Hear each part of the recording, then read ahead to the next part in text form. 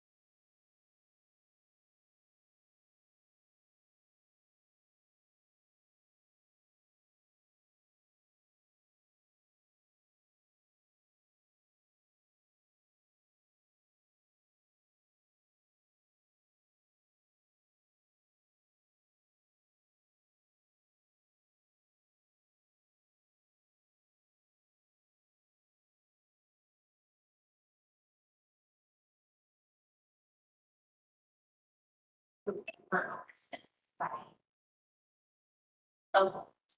yeah.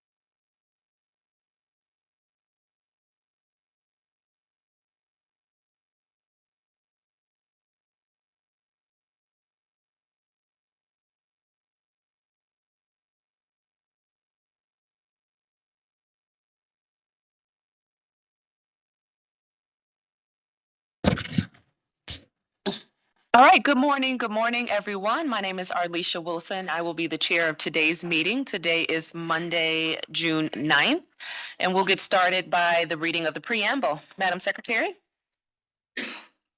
Thank you. Good morning. My name is Liz Kukla. I'm the Secretary of the Board of Zoning Appeals. I'm going to read the preamble for you this morning, this Monday, June 9th. In compliance with notification requirements of the city's open meeting law and section 101.021 of the codified ordinances of Cleveland, Ohio, 1976, notice of this meeting has been publicly posted. All boards and commissions under the purview of the City Planning Department conducts its meetings according to Robert's Rules of Order. Actions during the meeting will be taken by voice vote. Abstentions from any vote due to a conflict of interest should be stated for the record prior to the taking of any vote. In order to ensure that everyone participating in the meeting have the opportunity to be heard, we ask that you use the raise hand feature before asking a question or making a comment. The raise hand feature can be found in the participants panel on the desktop and mobile version and activated by clicking the hand icon. Please wait for the chair facilitator to recognize you and be sure to select unmute and announce yourself before you speak. When finished speaking, please lower your hand by clicking on the raise hand icon again and mute your microphone. We will also be utilizing the chat feature to communicate with participants. The chat feature can be activated by clicking the chat button located on the bottom of the WebEx screen. Please note that all meeting activity is being recorded via the WebEx platform. These proceedings are also being live streamed via YouTube for public view. We have provided a link to the meeting for those who wish to speak on a particular case via our website and email. All requests to speak on a particular matter have been considered. We've also received emails from those who have provided written comment on a particular matter. And I may have failed to mention that call-in users can unmute by using *6. Back to you, Madam Chair. All right, thank you, Madam Secretary. There's someone who's chatting in the back and their voice is carrying very loudly. So I'm going to ask that you kind of keep it down so that we don't have interference, please. Madam Secretary, can you call the roll? Sure. Ms. Holzer? Present. Ms. Roca? think she was going to log in. I think I saw her there. Ms. Roca? Ms. Faith? Present. Mr. Madison? And Ms. Wilson? Present. Madam Chair, we have a quorum with 3 members currently. We should state to the appellants that at this time with 3 members present, we have 4 members present now, thank you. All right, Mr. perfect. Madison has joined us at the table. Is on now. And we do see that Priscilla Roca is on. Yes, I'm present as well. Thank you. Perfect. Thank you very much. We have a full quorum now, Madam Chair, with 5 members. All right, very good. Are there any postponements or withdrawals, Madam Secretary? I do have one postponement request this morning, Madam Chair, from the councilman regarding 3848 West 130th Street at 2580, BZA calendar number 2583. Is the appellant here? I think the appellant is here online. Elise Robinson, are you present? I am here because, I don't want to postpone. We did receive this in the afternoon on Friday. The councilman is requesting for a postponement. He states that he met with the applicant along with a representative from the local development corporation about the case. And since that initial meeting to now, he has received phone calls from several residents who are against the variance being granted. He's asking for a postponement so he can hold a community meeting where the neighbors can learn more about the project from the applicant, and the applicant has the opportunity to hear the concerns of the residents. And this is from Councilman Brian Casey, Ward 16. Okay.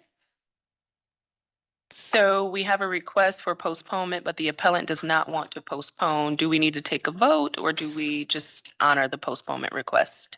Generally, Madam Chair, it's been our practice to allow for one postponement request by the councilman. The councilman, they're used to that protocol, so I don't believe that he is here Okay. to give testimony. So just keep that in mind. I think we should probably take a vote, see if there's any board members who are opposed to it. Of course, it is entirely up to the board if they want to go forward with the case this morning. I want to Okay. give testimony. Hold on, Ms. Robinson. Hold on, Ms. Robinson. You have to wait until you're acknowledged before you start to speak.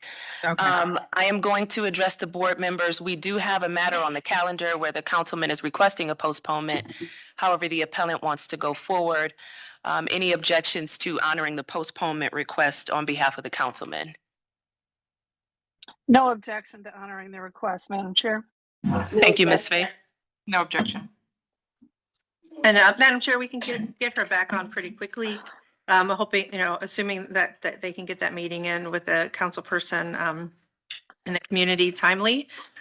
So today's date is the 8th. We could, I have not sent out the mailing for June 30th yet, if you want to try to squeeze it in. I mean, that's 3 weeks, but Okay. it is up to you.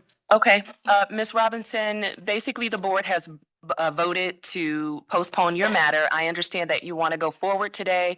However, we did have a postponement request and we're going to honor that from the councilman's office. Right now, the date on the table is June 30th.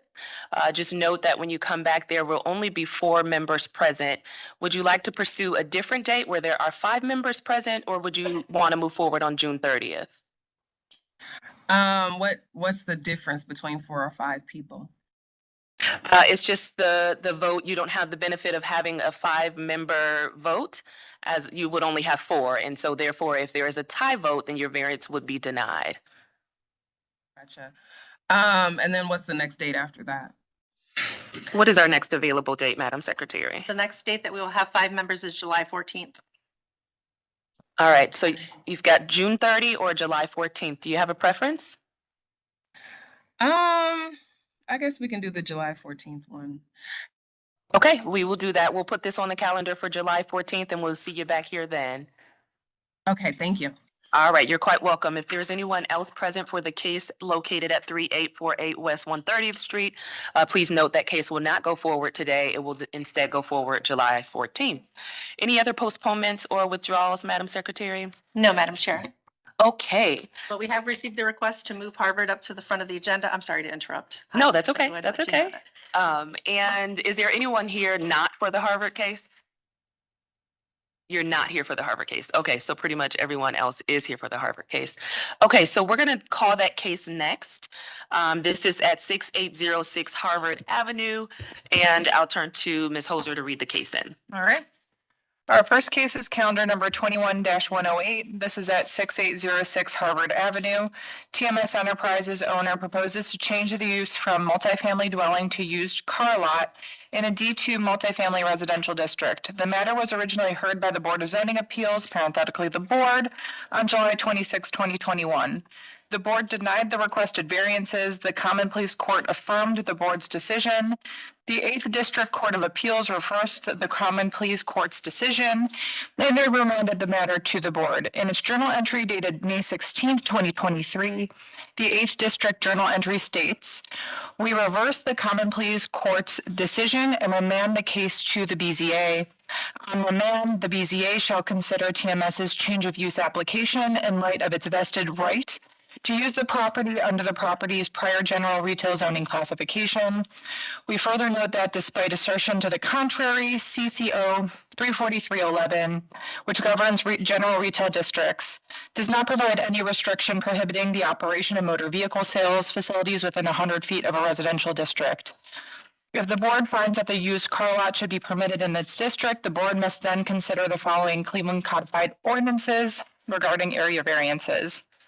That is 349.07A and 349.04F. And then would you like me to read what's italicized as well, Madam Chair? I think that would be a good idea. Okay. Cool.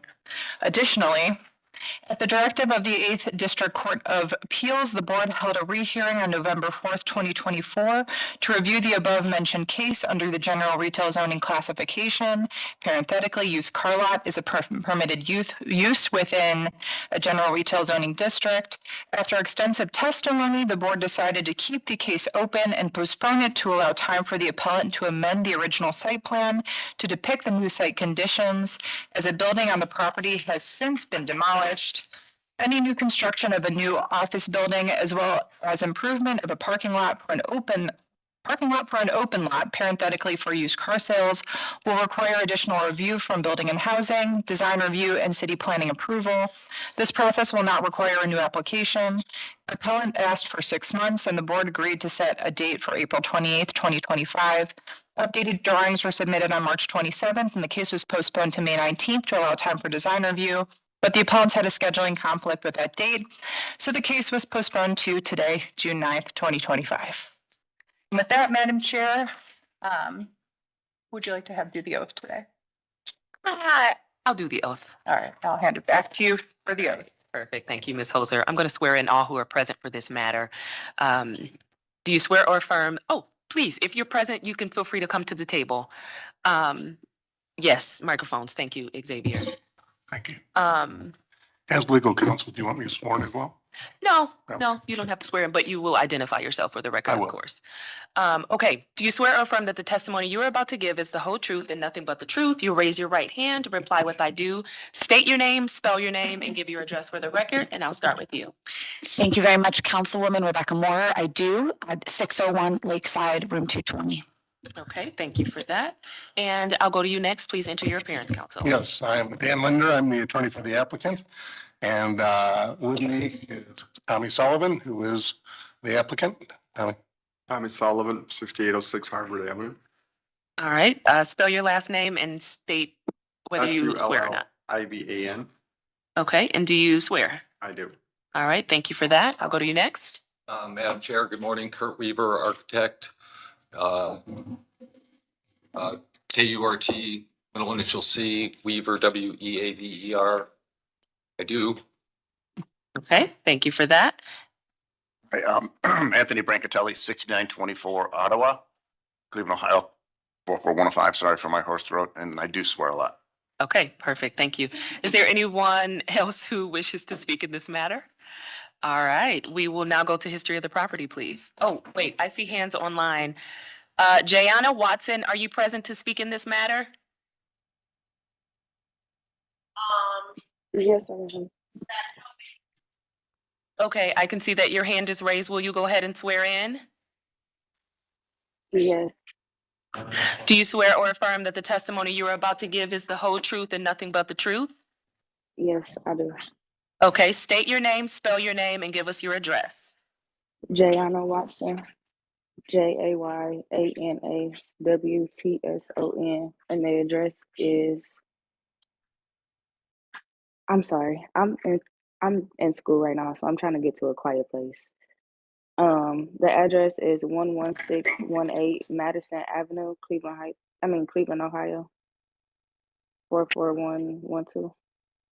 Okay, and do you swear to tell the truth? Yes, I do swear to truth. Okay, very good. You can go back on mute and lower your hand, and I'll let you know when it's your time to speak. I'll go to you next, Okay, Crystal thank Sierra. Are you wishing to speak in this matter? Yes, ma'am. Good morning. Good morning. Crystal Sierra, Slavic Village Development, 5620 Broadway, Cleveland, Ohio, 44127, and I do. Okay, thank you so much for that. You can lower your hand, and we'll call on you in just a moment. Mr. Gray, you want to swear in? Kenya Gray, 601 Lakeside, and I do swear, yes. Okay, thank you so much. Anybody else online wishing to speak in this matter? Madam Chair, if I may, it appears there are a few members of the public who have public commentary. We were asked when they'd be able to speak, so I did advise that you would call them. If you're here for this matter, please raise your hand. For Harvard, we're speaking about Harvard. 6806 Harvard Avenue. If you're here for that matter, please raise your hand. I'm not hearing anything. Okay, maybe they're for a different matter. We'll call the case and you'll be called to speak on once that case is up.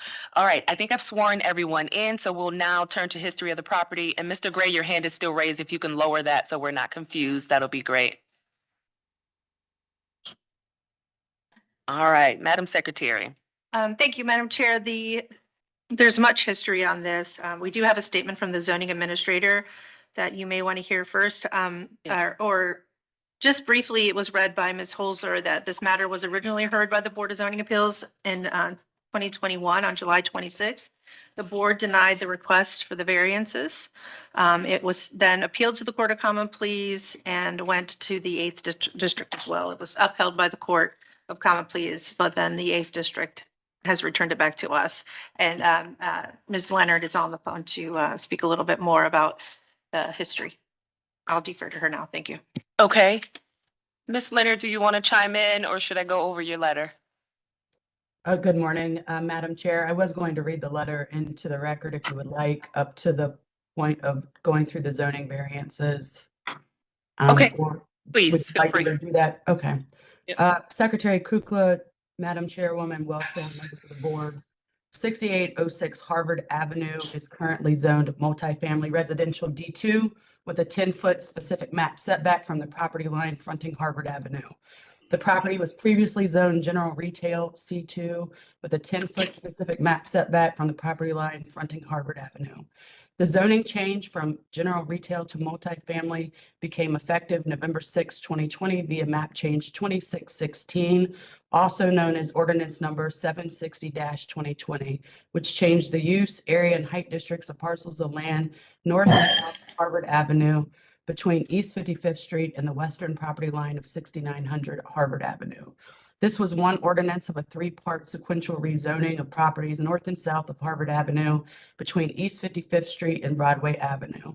The purpose of all three rezonings was, one, to remove legacy industrial zoning and general retail designations to align more with the citywide 2020 plan and other neighborhood plans. Two, to consolidate a hodgepodge of zoning districts, including general and semi-industry, retail, and residential. And three, to ensure that future development is consistent with the residential and retail nature of the area of Harvard, and that infill development within the neighborhood core is considered of adjacent and nearby residential uses.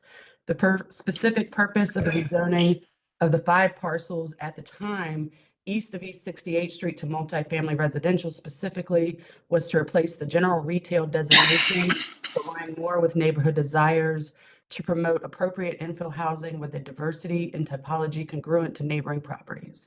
This was in alignment with the Connecting Cleveland 2020 Comprehensive Citywide Plan and future land use map indicating these parcels to be single or two-family residential. The property was zoned multifamily residential to be consistent with adjacent land uses and the land uses across the street along this section of Harvard, which includes 1, 2, 3, and some 4-family residential units. The permit application number that this case falls under B 2100-7055 was received March 12th, 2021 to change the use from multifamily dwelling to used car lot in multifamily district. Zoning denied the application by issuing a notice of nonconformance dated April 2021 as a used car lot not being permitted in multifamily residential district, but first permitted in general retail business district. There is an attached original notice of nonconformance for reference. However, at the directive of the 8th District Court of Appeals, the board had a meeting in November 2024 to review this case under the general retail business zoning classification, noting that a used auto sales lot is a permitted use within a general retail business district. After extensive testimony, the board decided to keep the case open and postpone it to allow time for the appellant to amend the original site plan to depict the new site conditions, as the building on the property has since been demolished. It was noted that any new construction of a new office building, as well as improvement of a parking lot for an open lot for used car sales, would require additional review from Building and Housing, design review, and ultimately city planning approval. The board determined that the amendment would not require a new permit application. As stated, the updated permit plans were submitted to the Board of Zoning Appeals on March 27, 25. Based on the board's decision on November 4th, 2024, and at the directive of the 8th District, I adjudicated the revised site plan according to the former zoning, which was general retail business. Based on the revised site plan, the applicant has provided a site plan compliant with the Cleveland zoning code and no variants are needed. Thus, if the board dismisses the case, the applicant will then pay for the building code review should they choose, and the Department of Building and Housing will commence a review of the application per the Ohio Building Code. Thank you. All right, so Ms. Leonard, just so that we're clear here, based on your correspondence that you just read into the record, it does not appear that variances are needed in this matter? That is correct, Madam Chair, under the general retail business designation. Okay, so if variances are not needed in this matter, is there a need for us to continue to take tests? I What will do we defer. The variance for use or variance for structure?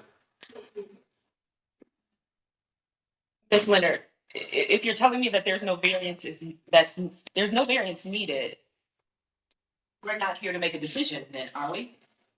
That's correct. There are no variances needed because based on the 8th District and the former hearing in this case, the applicant was advised to amend the site plan to include any new structures, et cetera.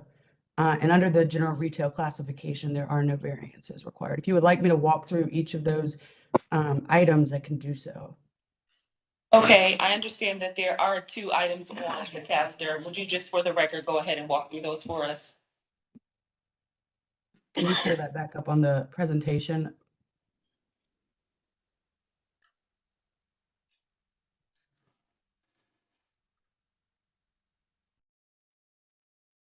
Yeah, so as it pertains to 34907, which states that accessory off-street parking spaces, driveways, and maneuvering areas shall be striped, properly graded for drainage, so that all water is drained within the lot, provided such parking spaces are surfaced with concrete, asphalt or other surfacing materials. Customer parking are not striped. The applicant has amended the site plan to include that the site is properly graded and drained. That will be double checked by Building and Housing. And that they also provided 25% of their gross lot area for customer parking. Okay, So perfect. they Thank do you. not need those variances. That's correct. All right, counsel or the appellant, would you like to request that we dismiss this, or would you want my board to move forward with a decision? I believe our design professional has a comment he'd like to make. Madam Chair, to Ms. Leonard, I just wanted to confirm that with the revised site plan and that the structure having been removed as a replacement structure, Building and Housing will look at this as new construction. So I want to be sure that our side yard setback and our rear yard setback relative to that structure is appropriate. And if it requires a variance, that we then grant said variances. Those have not been adjudicated. They're not before us at this moment. So I'm not sure that we can make a decision on that. Can you speak to that? Thank you. I don't know if she heard you. Maybe you didn't hear me. Ms. Leonard, there's some comment about the side yard setback and whether there's any need for a variance as far as that goes. Based on what I'm hearing, that is not before us, hasn't been adjudicated, but the design professional would like some commentary regarding that. Madam Chair, I adjudicated the entire site plan. As it relates to side yard setbacks, there are generally no setback requirements for commercial uses in a general retail business district per the Cleveland zoning code. The required interior side yard setback requires a minimum distance of 7 feet to the property line and 10 feet between main buildings on adjoining lots if this was adjudicated under multifamily residential. However, if the abutting properties are considered the previous zoning of general retail business per the 8th district, then there is a 0-foot setback requirement to the property line in between buildings. The Department of Building and Housing will have to look at the new construction and determine whether that 10-foot is required. But under the general retail zoning, they meet the setback requirements. As it pertains to the applicant is proposing a 10-foot wide transition strip of dense landscaping along the northern and western property lines, along with a 6-foot tall board-on-board privacy fence screening the entirety of the lot per 352.03 that requires an 8-foot transition strip requirement, and 349.08 that requires parking of 5+ spaces requires 100% opaque screening by items like a fenced. That is met. And then finally, as an open sales lot per 347.11 is defined as open land that is used or occupied for the purpose of buying, selling, or storing prior to the sale, passenger cars, trucks, motor scooters, motorcycles, boats, trailers, RVs, manufactured homes, cemetery monuments, nursery plants or supplies, or other merchandise. Open sales lots are required to have a minimum lot width of 60 feet. Here, the applicant has approximately 85 feet of width fronting Harvard Avenue. Additionally, the applicant is proposing an ornamental fence coupled with 10 feet of landscaping so as to ensure no vehicles are parking within the 10-foot specific map setback from the property line fronting Harvard Avenue as noted in 357.07A. Lastly, as it pertains to the driveway width, the Cleveland zoning code allows a maximum width of 30 feet per 349.07. Traffic and engineering during the building code review must approve the driveway to provide accessibility to the specified uses within general retail business districts, and such driveways shall be located as to minimize traffic congestion per 343.13. Thank you. Okay, thank you so much for that, Ms. Leonard. Does that answer your questions, Mr. Weaver?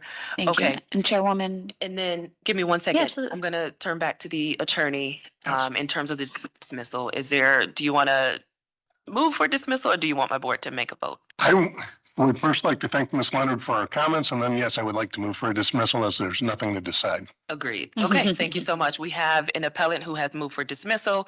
There will not be a decision today. Is there anyone else who would want to give comment? I'll start with you. Thank you very much.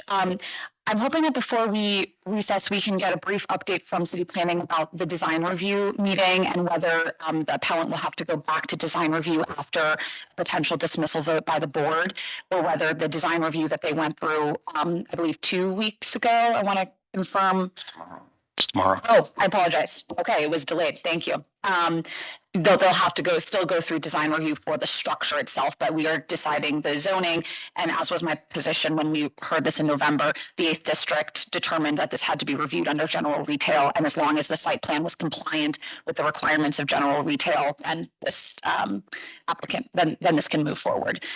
Okay, then I do want to reiterate that was my position, but I do want to acknowledge and just say on the record that I do have many residents who continue to oppose this as a site for a used car lot, but that of course I do want to acknowledge their position and of course give them a chance to state that.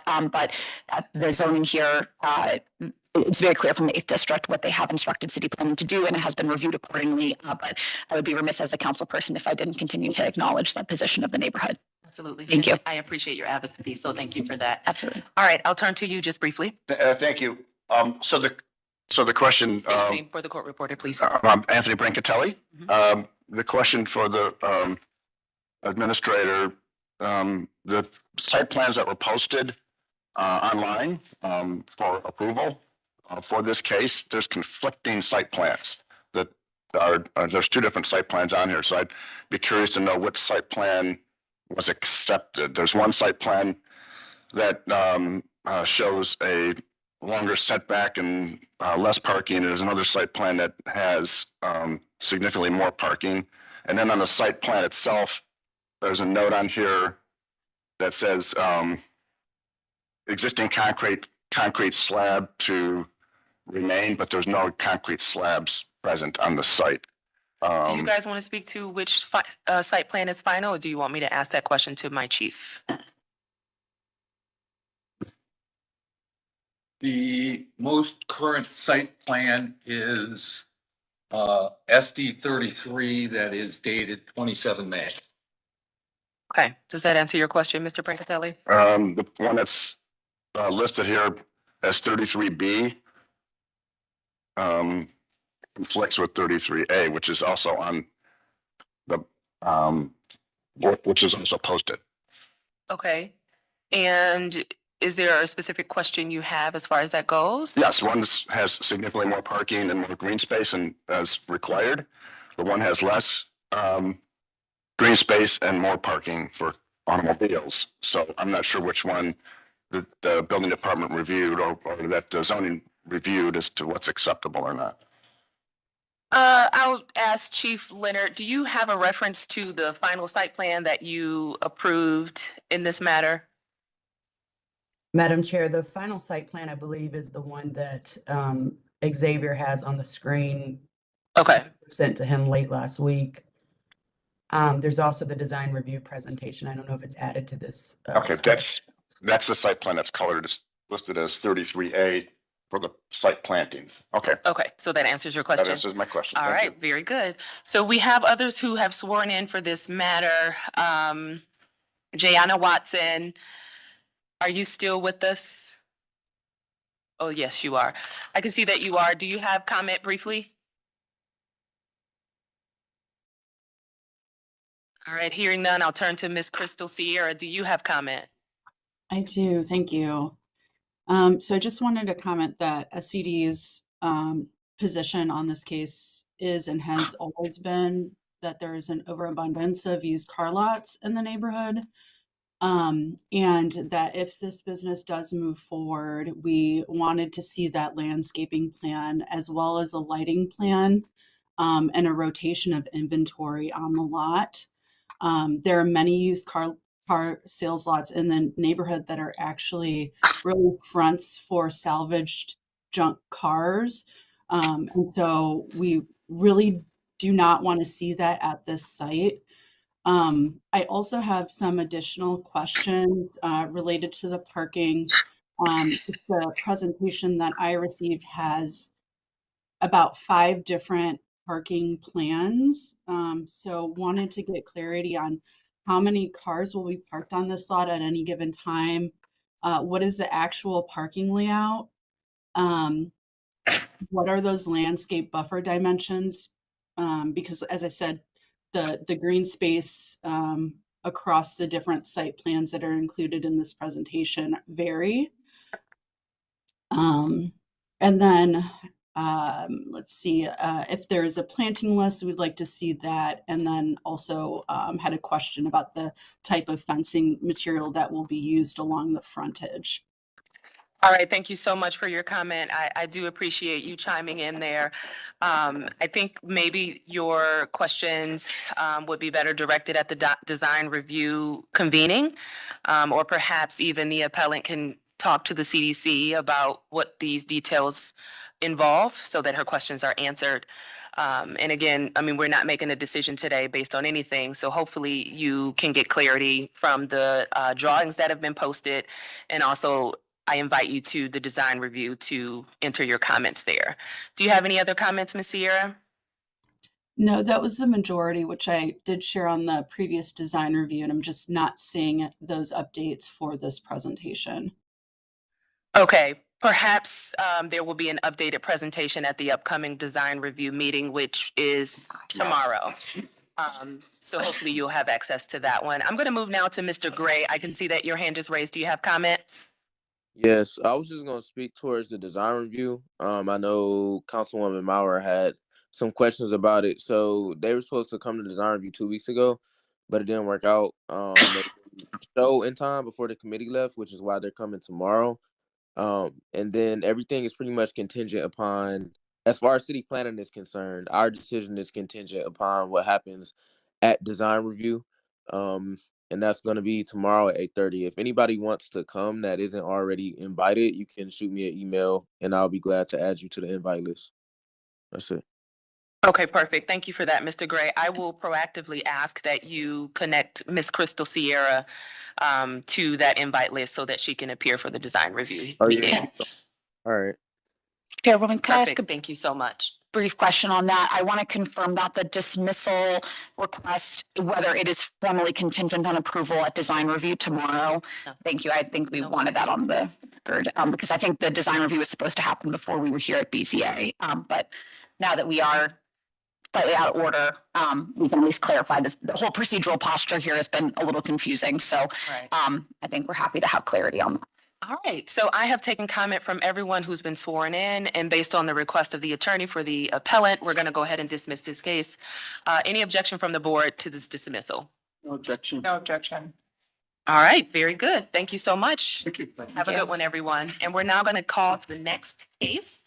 I'll go back to the top of the agenda, and this is going to be at 12812 Lenacrave Avenue. Do we have an appellant present from Renese's Quality Cleaning Service? You are present for this matter? Okay, I'll ask you to come forward and we'll go ahead and read the case in. Ms. Holzer?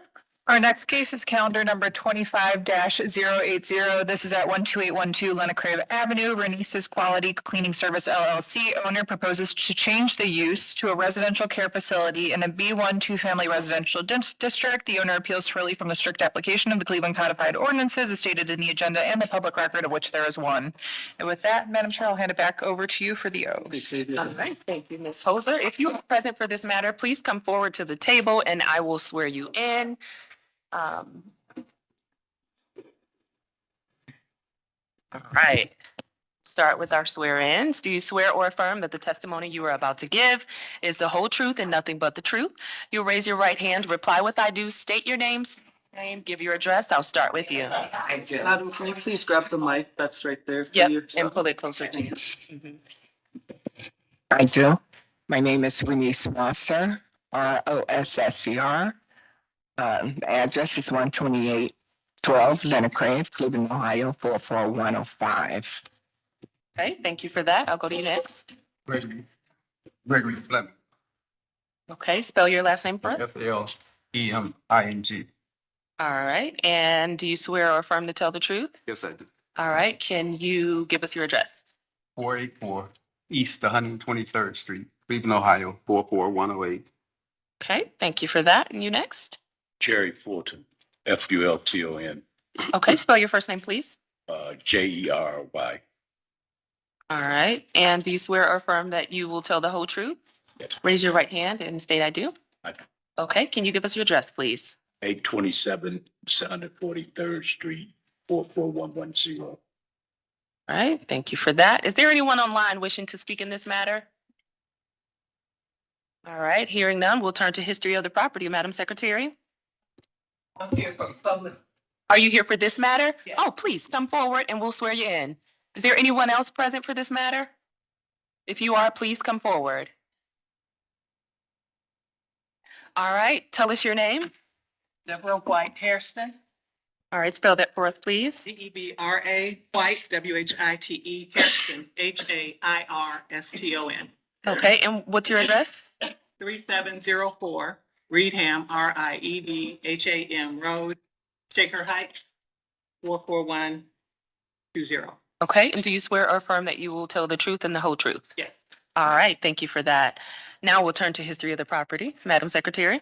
Thank you, Madam Chair. There's been no change in the zoning since 1929. In our Records Administration Office, we found that in 1924, a permit was issued to erect a dwelling and a garage. 1966, a permit was issued to demolish a garage on site and erect new. A chain link fence was erected on the property in 1971. There are no variances on file.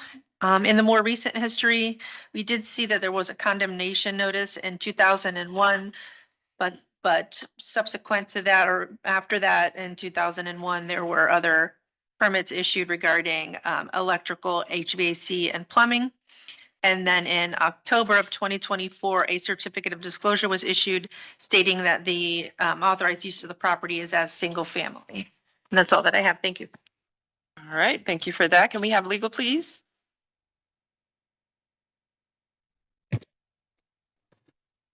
Madam Chair, members of the board, appellant is requesting an area variance from the minimum distance requirements of the zoning code. To obtain the area variance, appellant must prove that denying the request will create a practical difficulty not generally shared by other land or buildings in the same district, will deprive the appellant of substantial property rights, and that granting the variance will not be contrary to the purpose and intent of the zoning code. Okay, thank you so much. All right, so now we will turn to the project team. Which of you wants to speak first? Okay, just state your name before you speak so that the court reporter knows who's speaking, Yes. please. Gregory Fleming. Okay, Okay, I'm here representing Renice Rosser, the owner of Rosser Quality Cleaning Services.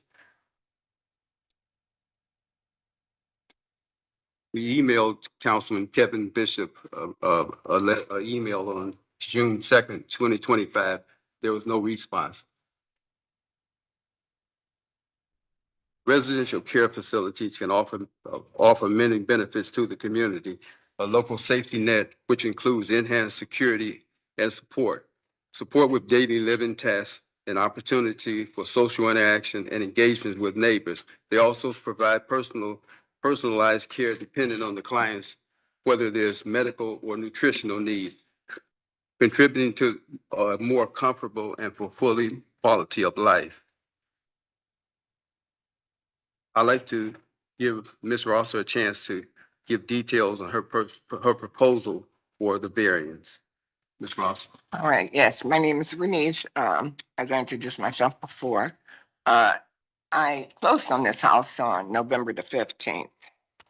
And I bought the house in order to be of service to the community, in order to even service our servicemen, the elderly, people with substance and mental health abuse problems.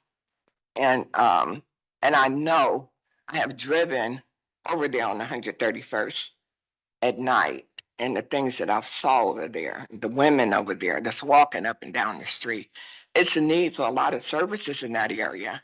And so where do we start as a people? How do we start to help these people to do better? And I can only speak like that because I have experience in that. If you ride down 89th and Quincy, and you look straight up, you'll see a big billboard of myself and from the place that I've come from. And I know that help was possible for me. And I have that experience to be able to be help to somebody else with substance abuse problems or mental health problems. And when we don't step up and help the people that we see, that we know can be helped, like I was helped, and I own a couple of businesses, and it wouldn't have never been possible if somebody didn't help me. And that's my whole purpose of me obtaining this property. I've had this property remodeled, brand new furniture through the whole place. I plan to do the whole backyard scene. And this house would never be without a house mother or a house father that someone would be in this house 24 hours. The house is secured. I have alarms on the house and cameras all around the house.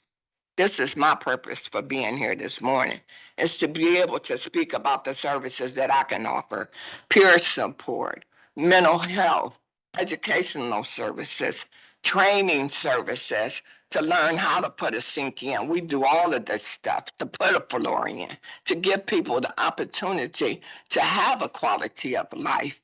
I bought all brand new furniture for this house, and I did it is because we need to still come in and let people see that they're loved, that they're respected, that they have an opportunity to have the best stuff. I didn't go to a Goodwill to do anything that I did to this house.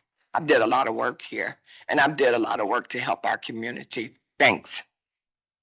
Okay, thank you for that. I'll turn to you next. Do you have comment? State your name Yeah. first, please. My name is Jerry Fulton, Okay. and my comment is that the way that the programs are set up and designed, there's no possible way that any loss of value to the property and the safety of the community is going to be at stake or at risk. You know, we keep saying that we want to rebuild Cleveland, we want to redo this, and we want to redo that. So now is the time for us to take advantage of looking at some things that are needed in that community. Like she said, the job training. You know, how you going to get off your feet if you can't do anything? How you going to get some help? Everybody wants you to be someplace, but nobody wants to provide the vehicle for you to get there. This is a vehicle for us to get some women to a place to where they can become respectable and productive members of society without damaging the reputation of the community. And with that, I yield. Okay, thank you for that. I'll turn to you now. Please state your name and give your My name comment. is Deborah White Hairston. I'm actually here representing my father-in-law, Bernice Hairston Jr., who is 95 and has Alzheimer's and dementia, and is the actual owner of the property. However, my husband and I, Bernice Hairston III, we live right next door to this house. We've lived there for the last 12 years. We've seen a lot of drug activity, criminal activity, transient activity, and don't want to see any more coming through the neighborhood. There have been times I've been sitting right next door in my living room where my husband yelled, "Get on the floor," because it's shooting going on right in front of that house and in front of our house. Police activity continual, and calling the police and calling the council person has been completely useless. And I understand that there's a need. I understand that what you're wanting to provide. However, I do not want to see this in this neighborhood again, because we've had to deal with it ongoing for the last 20 years. And now to have more people transient coming in and going, people up, and as you well know, they're transient people coming and going, people with mental health issues, alcohol and substance abuse issues. That's been going on at that house and across the street and all around the neighborhood continually. So we don't want to see, and having talked to the neighbors in and around, because we all talk to each other also, we don't want to see this coming back into this neighborhood. We spent a lot of time trying to get rid of it. It's finally gone, and we don't want it back. Okay, so let me just clarify. Do you live near Lena Crave? On Lena Crave, right next door. Okay, so when hold on one second. Hold on one I come and second. go every day. Hold on one second. Hold on one second. When you swore in, you gave an address of 3704 Reedham Road in Shaker Heights. That's not near Lena Crave, is it? No. Because of my father-in-law's health condition, my husband and I are in both places. My father-in-law owns both houses. So I'm at Lena Crave. However, my address on my license is on Reedham Road where my father-in-law and husband are. So I'm there on Lena Crave seeing what's going on. Okay, got it. Does that conclude your comment? For now. All right, any questions from the board? I have several questions. I believe it was Mr. Fleming who stated that that you reached out to the councilman on June 2nd. Yes, I did. We didn't get a response. Because he doesn't respond. Hold on, you can't speak out of turn. Has there been any conversation with neighbors about your plans for the property? No, it hasn't. Okay.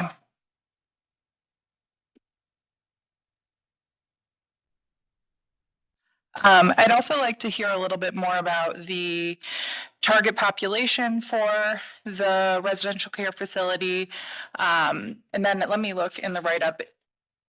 I believe it says, does it say the number of occupants that you intend on serving at the property? 5 at a time. It's a 5-bedroom house. And then, again, just wanted to hear a little bit more about who you're intending to serve through the property. I heard about staffing, so how many folks do you plan on having It as would be staff? 5. Yeah. And it would be somebody there at all times. And not only that, I know she said that her property is next door to the property that I have, but I've driven over there at night and I haven't seen any action on that particular street or around the house. But I've seen plenty on 131st, in which that's even in the daytime, because I come over there and sit sometime. So if you live over there, I'm pretty sure you saw one of my vehicles in the driveway. My thing is not to come to bring harm to the neighborhood. My thing is to come to service the neighborhood. Now, and I understand that you have an elderly father, just like I Address have. the board with your Okay, comments, an please. elderly mother that I see about. And so this house would be respected. Nobody would be actively on the front part of the property. The back would be redone, and that's where our residents will sit. You know, here again, if we don't step up, whether we talk about seeing this problem come again, the problem hasn't gone anywhere. You know, if you don't live right in the heart of where all this activity happens, and don't help, understand that, you know, and that's how come we fail as a people, because we don't help the people that has a problem. And I'm sure that we have a lot of people that sit here to where somebody in their family have one of these problems, even if it's on down the line in the family, that needs help also. Yeah, I don't understand that. You know, why wouldn't you want to bring something to the community that can be of help and that can be of service? You know, anything that has to be put there to make sure that the community around me is protected, that's what I'm willing to do. You know, I mean, I don't see anything that would be harmful. I don't know what nobody else did over there, but I come here to state what I can do, what I'm able to do, what I'm capable of doing, and whatever I have to pay to do it financially. I don't have a problem with that. Okay, thank you for also- that, Madam excuse me. Secretary. Hold on one second. Madam Secretary? Madam Chair, I have a letter of opposition from a neighbor as well as a letter of opposition from the councilperson. I'll read the letter from the neighbor from Helen Jones. Strongly oppose granting of this variance. I urge the board to deny the appeal for the following reasons. Oversaturation of care facilities. Our neighborhood has already has houses, multiple residential care homes, adult assisted living centers, and home daycares. The density of such facilities has a direct impact on the residential character and balance of the community. Number two, negative impact on neighborhood stability. Our street has experienced serious issues in the past, including persistent drug activity. For over 8 years, we dealt with drug dealers operating out of vehicles parked on our streets, creating a constant atmosphere of fear and instability. After countless complaints and no significant assistance from council or local enforcement, the situation finally improved. Introducing another care facility into our neighborhood threatens to reverse the progress we've made. Number three, presence of vulnerable populations. Our community includes children with learning disabilities and elderly residents who require a calm and stable environment. The constant foot traffic and behavioral concerns often associated with such facilities have already placed a strain on our sense of safety and peace. Number four, community voice and ownership. As a homeowner for more than 50 years, I've witnessed dramatic changes to our neighborhood, both positive and negative. I can confidently say that the current stability we have worked so hard to reclaim will be jeopardized by the addition of yet another residential care facility. The proposed use is simply incompatible with the continued growth and positive direction of our neighborhood. The zoning ordinance was established for a reason, to protect residents and ensure a balanced and sustainable community. Granting this appeal would only violate the law as written, but would also signal disregard for the voices of longstanding homeowners and residents like myself who are deeply invested in the safety and future of the neighborhood.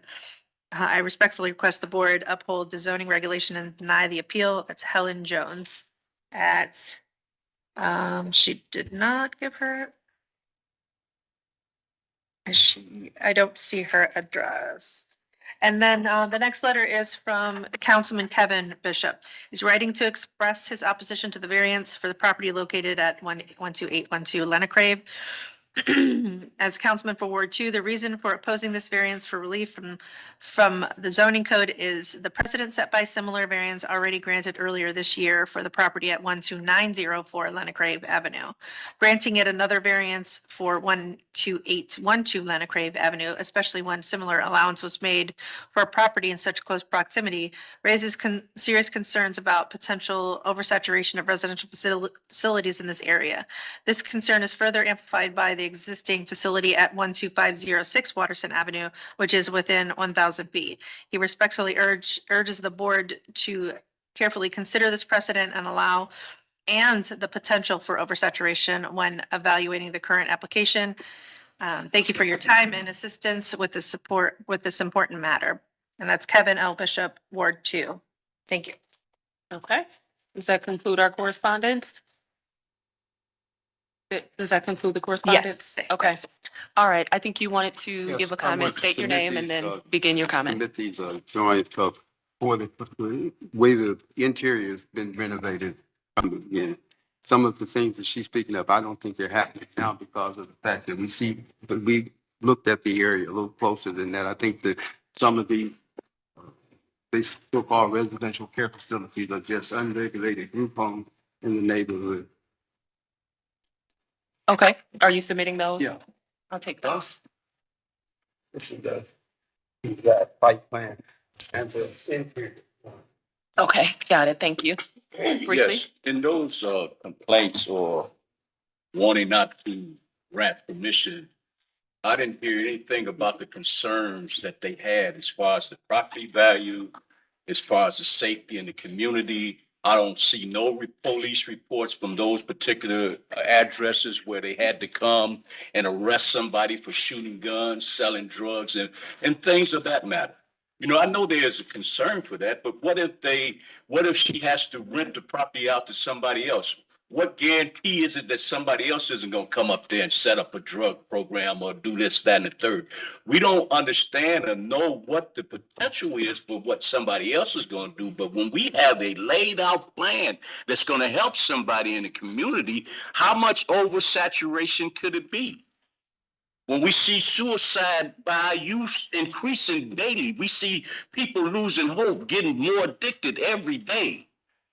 That's where the epidemic is at. If it was one of these houses on every street, it wouldn't be enough. All right. Thank you for your comment. Did you have additional comment briefly, I did please? have a question as to, you said you have 5 people living in. Address your question to the board, please. I think they said they'd have 5 people living in the house at one time. That's the maximum. Is that what you said? Well, hold on a second. There's no conversation that goes back and forth. Just address your question to the board and we'll get an answer. Did they say it would be 5 people living at the house at one time? And if so, are they men, women, and children, all women, all men? What is the makeup of the people living in the house? And yes, there are plenty of police reports out there for activity at that house, across the street, next door, and up and down the street, because I know I have called, as well as the woman whose testimony was just read. So they are out there. And my next question is the management team. Will the names of the people who are supposed to be managing, when there are incidents that happen, will we know who to contact? Is that information going to be sent out? Because there's been no communication to the neighbors on the street about any of that. Okay. And when is this scheduled to start? And how long will people be allowed to stay there?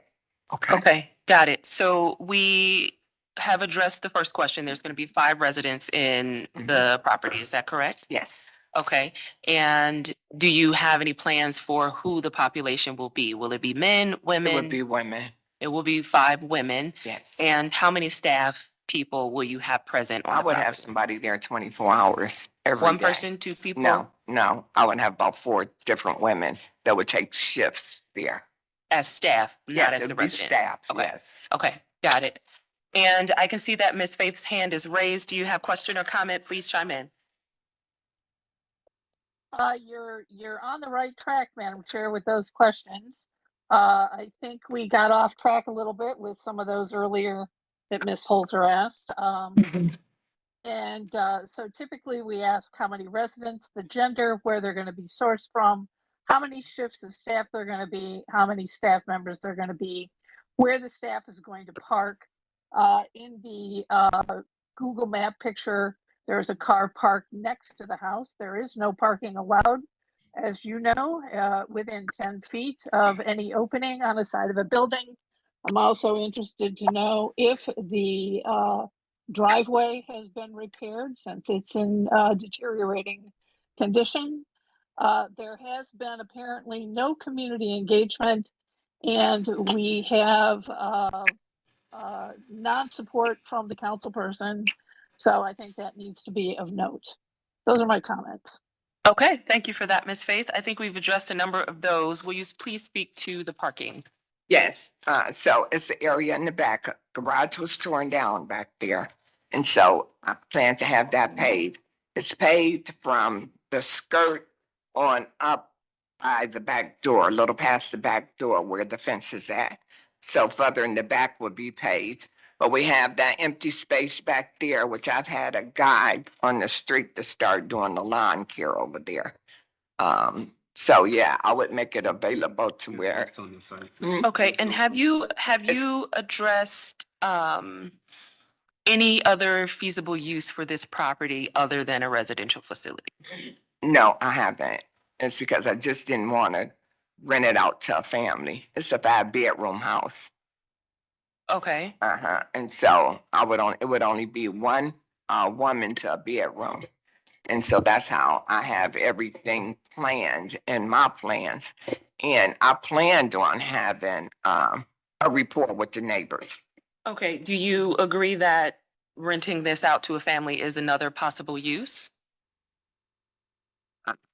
I do, but I don't want to rent out to a family, but I do, yeah. Okay, and before you purchased this property, did you understand that it was not zoned for the particular use that you are planning to I didn't know. use, given the 1,000 feet saturation?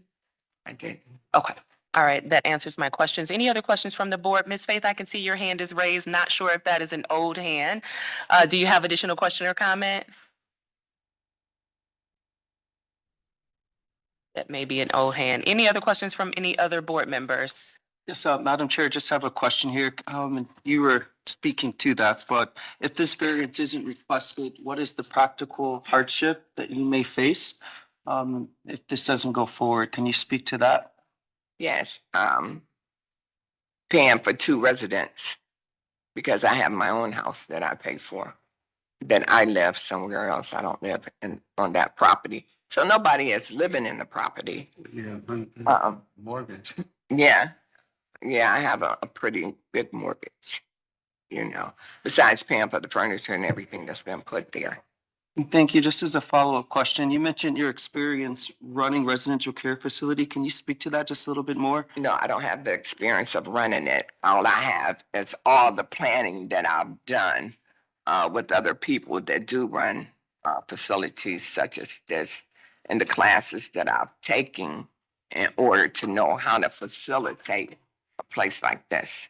So all the plans that I've done, and I've been planning for over a year. The property came available and I was able to purchase it. I didn't look at the zoning factor because if I had looked at the zoning factor, maybe it would have been something different. But the thing of it was, what I saw was the need over in that area. I'm also an Eastern Star, so I'm over there sometime when I go to my meetings, and the need is horrible. It really is. Thank you. And the women look like zombies walking up and down 131st. My last question is just a recruitment plan of the individuals that you've identified, the 5 women. How do you plan to recruit them? Are you working with the, Adams Board or any of those? Well, yeah, I'm affiliated with the Adams Board. Thank you. And then, Madam Chair, just regarding the saturation map, can we have some clarity on where the other properties are located?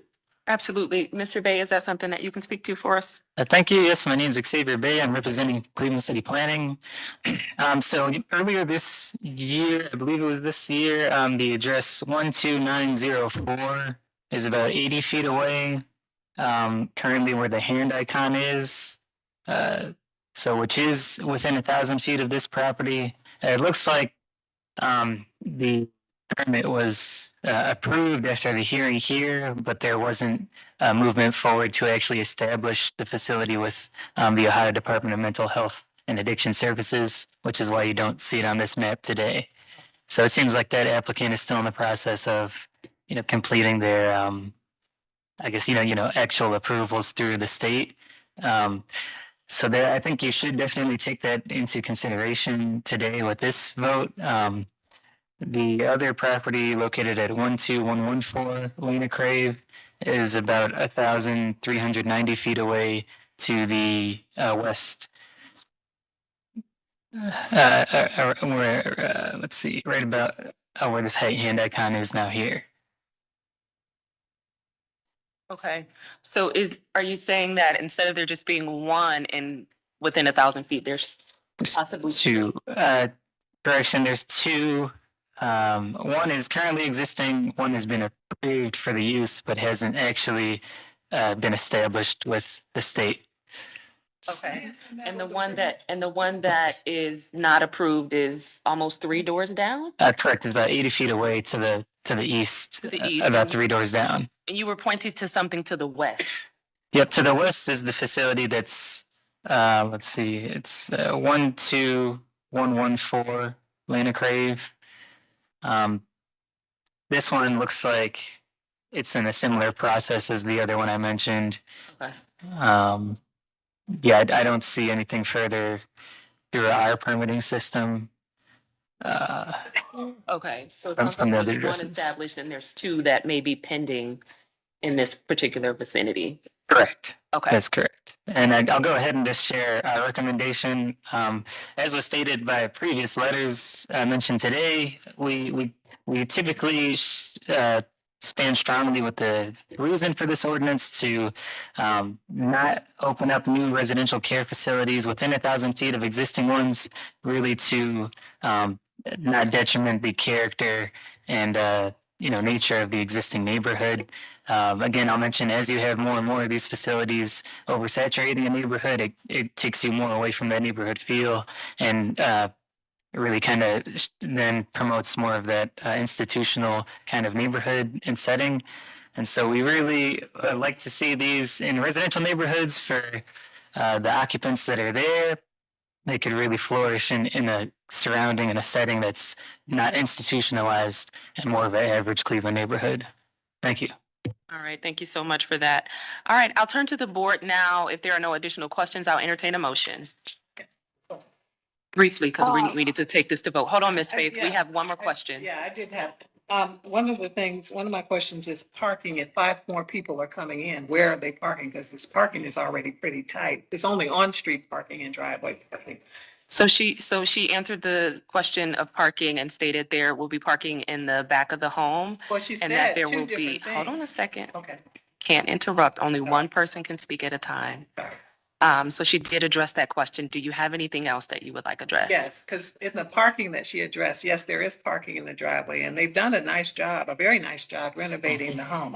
I'll commend you for that. You did it. Thank you. And the people were very kind and very respectful. So I commend you for that when they were doing the renovation. But the parking, reason I'm asking, yeah, they did pave the front part of the lot, repave it. However, she's saying that they're going to have like a gathering spot in the back part of the yard where they're going to do something and that'll be the outside place. And my concern is, number 1, the street parking. Number 2, the noise level that's coming from, because we've had terrible, terrible noise problems coming from the back of the house where the people are gathered.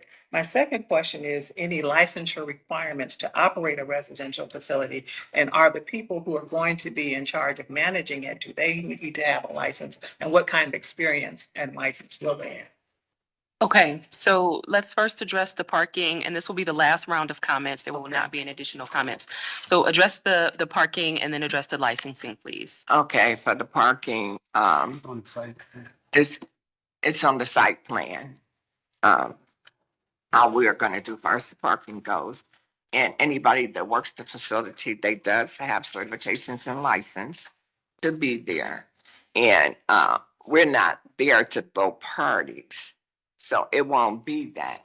But people have to have a place that smokes to be able to smoke, be able to sit in the back and not feel like they're in a prison.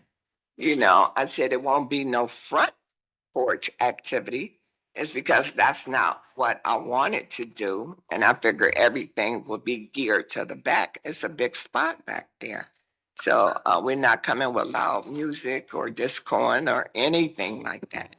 We're coming to be able to service the women there, to be able to make sure that they get classes, which the classes is not geared at the house to be able to get a GED. I have a lady that teaches, that would teach.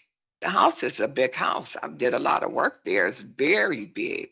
And so where I probably could have did 2 people to a bedroom, but I didn't do that. I did 1 person to a bedroom. Everything is under lock and key there. The bedrooms they will have a key to their room, and I would have the other key to the room.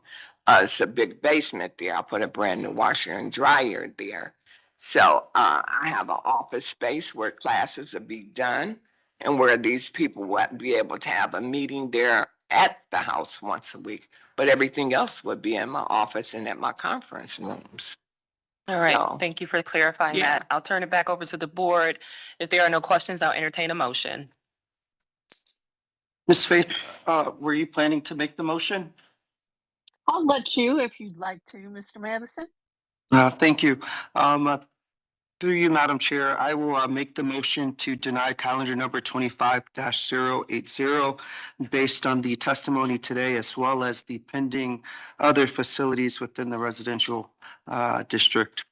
All right, thank you for that, Mr. Madison. Do we have a second? I will second that. Thank you, Ms. Faith. Can we call the vote, please, Madam Secretary? Ms. Holzer, Yes. Ms. Roca, Yes. Ms. Faith, Yes. Mr. Madison, Yes. Ms. Wilson. Yes. Calendar number 25-080 is denied. This decision will be ratified next Monday. We will send the appellant a letter. Okay, thank you, Madam Secretary. This concludes your case. Good luck to you with your project. Thank you for coming down. Thanks. All right. Madam Chair, we have a request from the zoning administrator to take Payne next. I'd like to be present for that, but she has another engagement to get to. Can I ask you a question? So there's 2 on Payne. Do we Yes. want to do? She wants to do both. Both of them We're taking together? both at the Okay, same yeah, time. we can do that. Is this abandoned house next door to yours? Well, I'm sorry, sir. We're not going to entertain those questions. Thank you so much for being here. We're now going to call calendar number 25-908. Thank you, you too, as well as calendar number 25-099. These are both at 3301 Payne Avenue and 3338 Payne Avenue. If you are present for these matters, please come forward to the table. Thank you for your enthusiasm. And I'll have Ms. Hoser read the case in. And Madam Chair, I'll read both of them because it looks like the sections, while they're the same sections, there's a little bit of different information for each of them. So our next 2 cases are calendar number 25-098. So first, that's at 3301 Payne Avenue. Burton Saltzman, owner, proposes to construct a new 4-story multifamily building with 62 dwelling units and 3,000 square foot of first floor retail on a parcel located in a 2-family residential district and local retail business district. The owner appeals for relief from the strict application of the Cleveland Codified Ordinances as stated in the agenda and the public record, of which there is 1. And just a note on this one, it says an 8-foot wide transition strip of heavy landscaping at the rear of the property line is required. The next case is calendar number 25-099.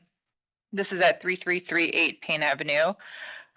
Again, Burton Saltzman, owner, proposes to construct a new 4-story multifamily building with 59 dwelling units in a semi-industry district. The owner appeals for relief from the strict application of the Cleveland Codified Ordinances as stated in the agenda and the public record, of which there is 1.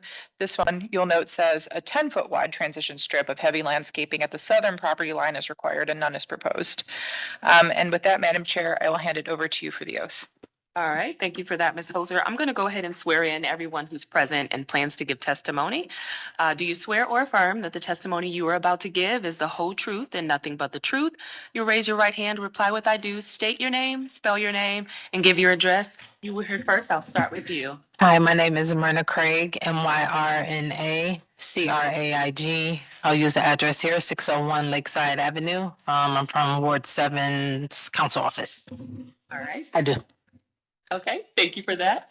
Next. Good morning. My name is Carolyn Beamer, CarolynBeehmer.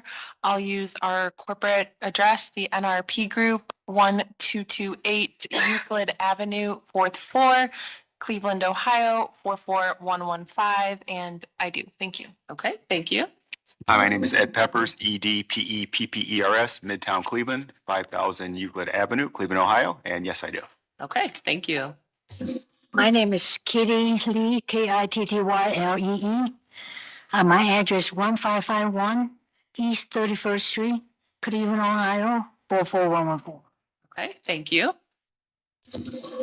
Hi, my name is Terry Wong, TeriWang. I live in Tremont, actually, 1028 Starkweather Avenue.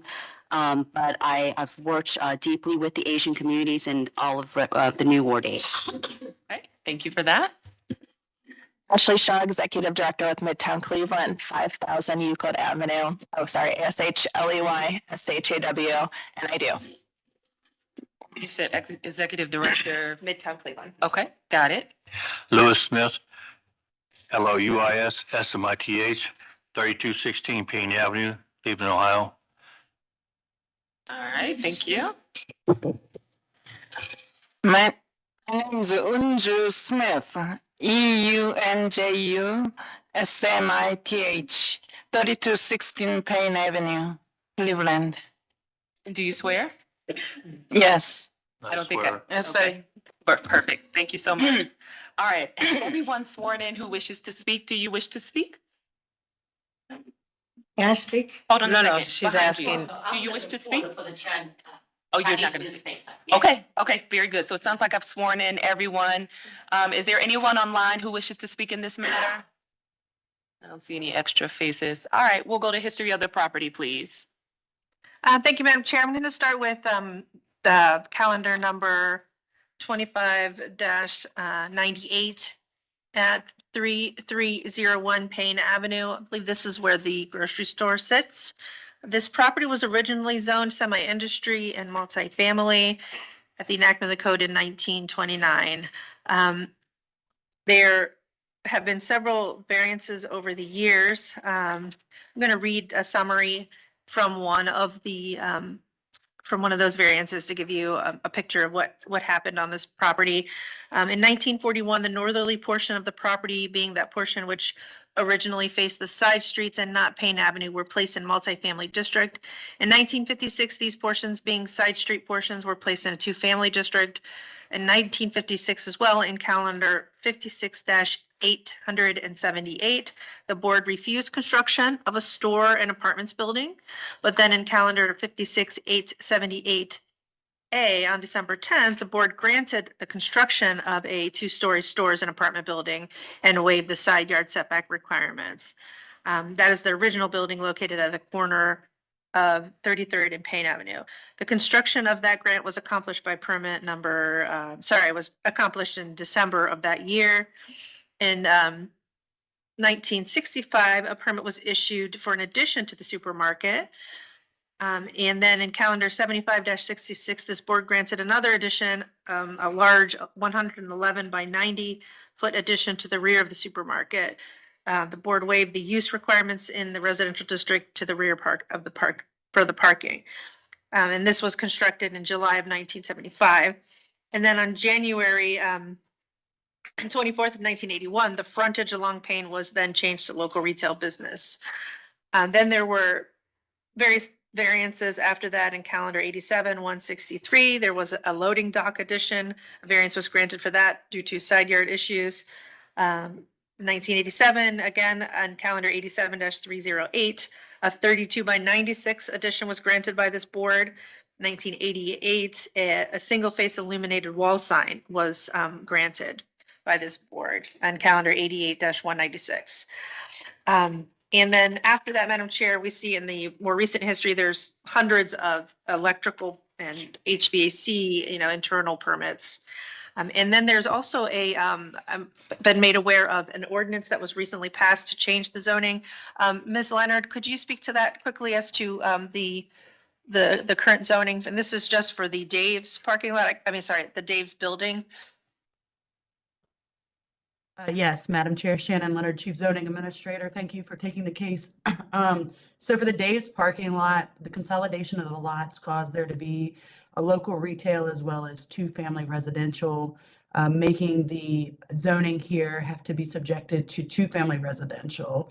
However, the applicant, as well as the council person and city planning, have proposed a rezoning here that has gone through city planning and been approved, has been introduced at council, and will finish the council process this summer.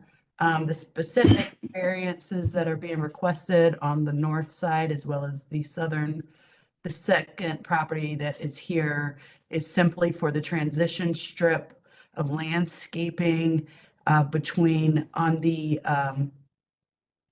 east 34th half of the park's property on the northern property line. I believe it's an 8-foot landscaping strip. They are, however, providing a 6-foot board-on-board fence, which can also be used as screening when you have parking for more than a specific amount of spaces, as well as the difference in use districts here from local retail to two-family residential.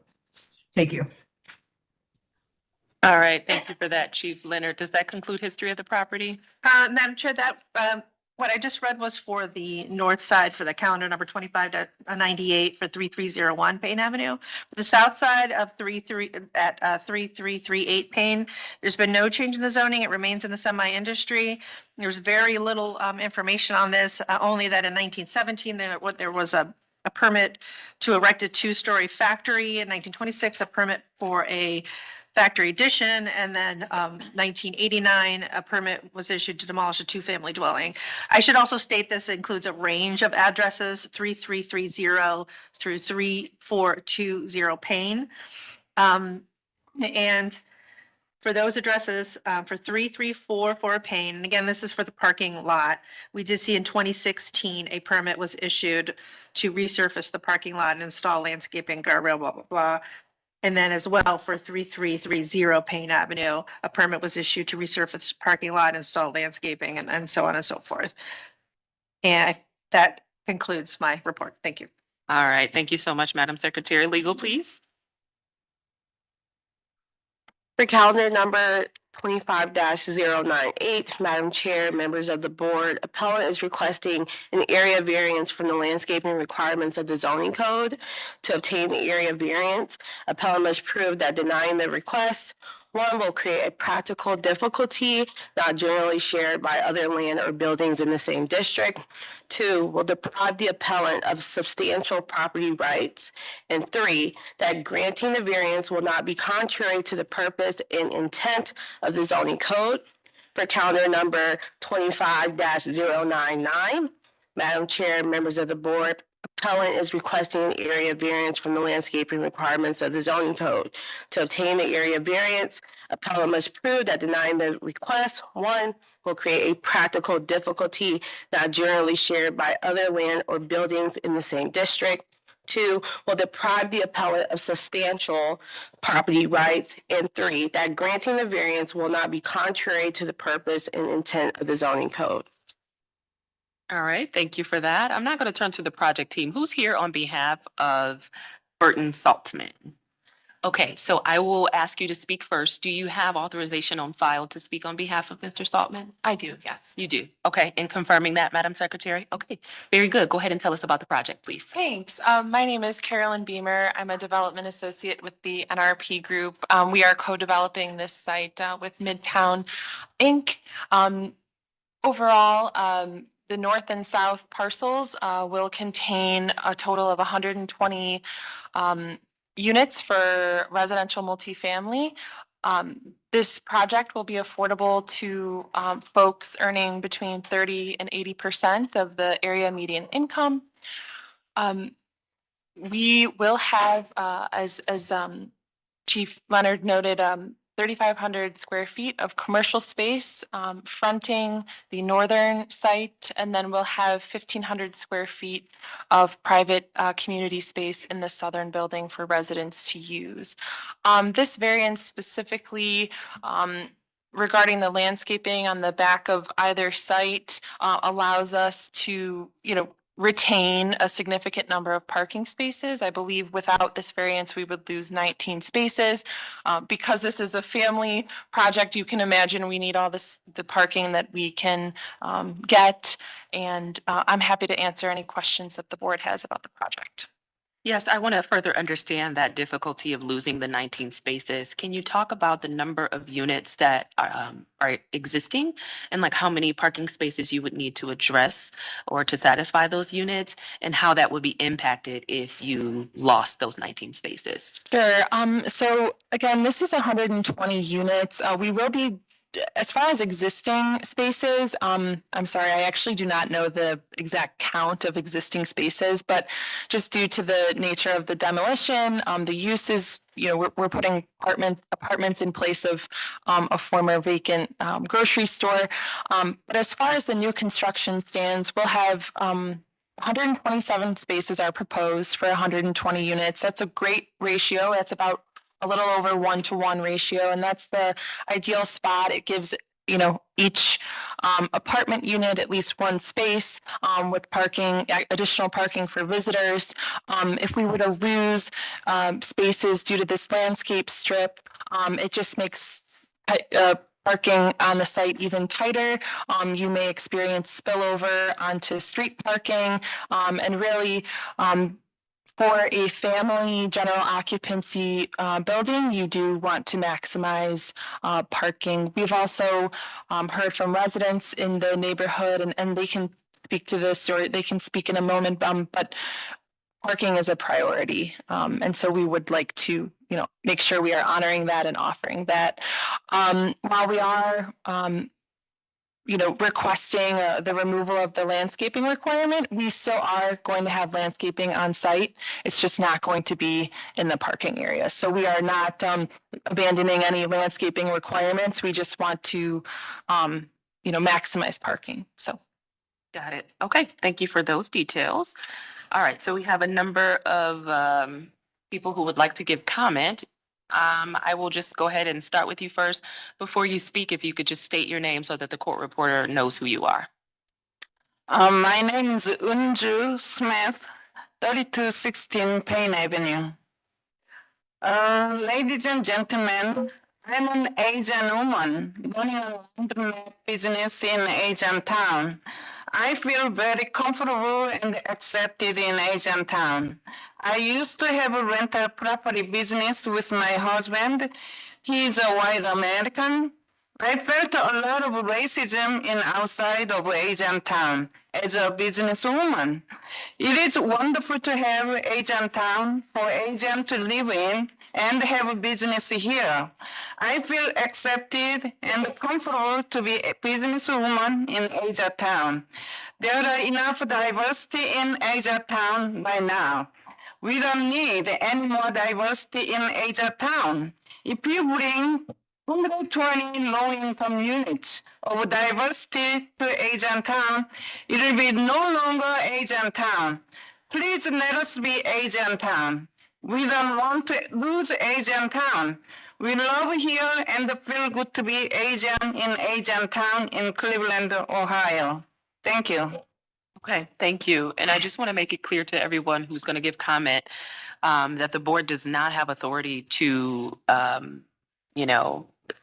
deny NRP, or excuse me, not NRP, to deny Mr. Saltman the ability to develop residential units here. That's not what we're here to decide. We are strictly here to decide whether they should get a variance from the landscaping. So I just want to make sure that everybody has the proper context for their comments. Do you have one?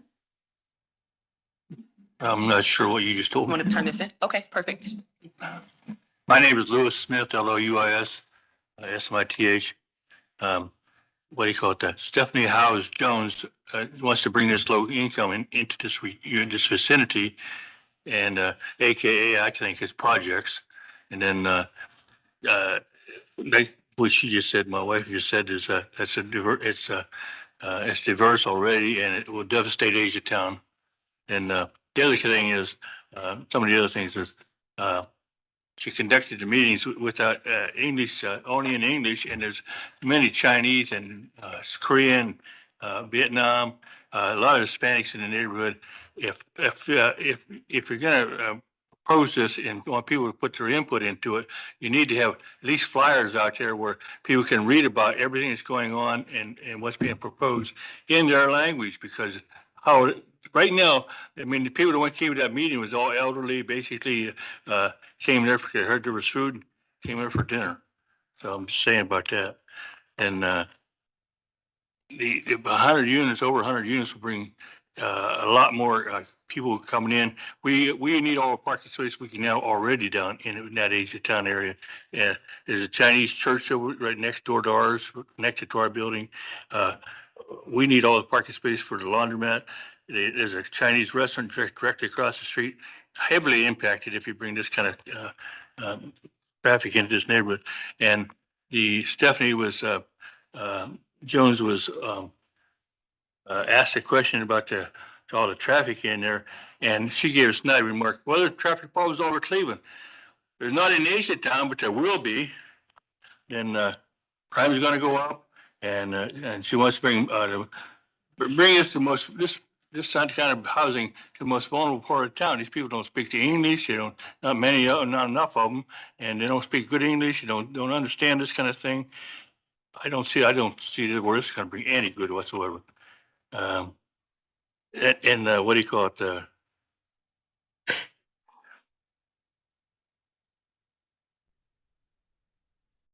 These are supposed to be like, for Stephanie, these are supposed to be your constituents.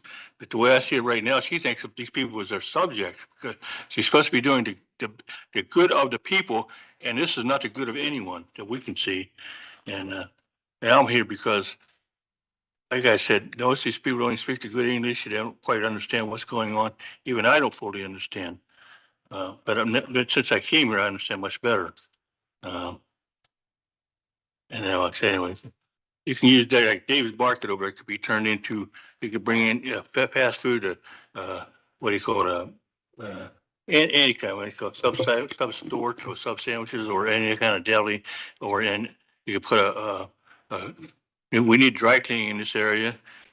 We need, it'd be great to have a meat market over there, some kind of a butcher shop or like that. And all these, there's plenty of, in the vicinity, there's plenty of restaurants like that I'm sure they would use that big time. And, Sir, thank you for your comments. Do you have any comments regarding the landscaping request that has been being made today? Well, it's all about the landscaping, because if it's not the land, if once you change the landscape and you put the buildings up, it's over with. Okay. And it's already it's zoned as light industrial, kind of like keep it that way. And what about the school? Where's the kids going to go to school? Where's all kinds of extra questions I would have if anyway, so reminds me of the early Americans to the Indians. They came in, give them promises, and then that was the end of that.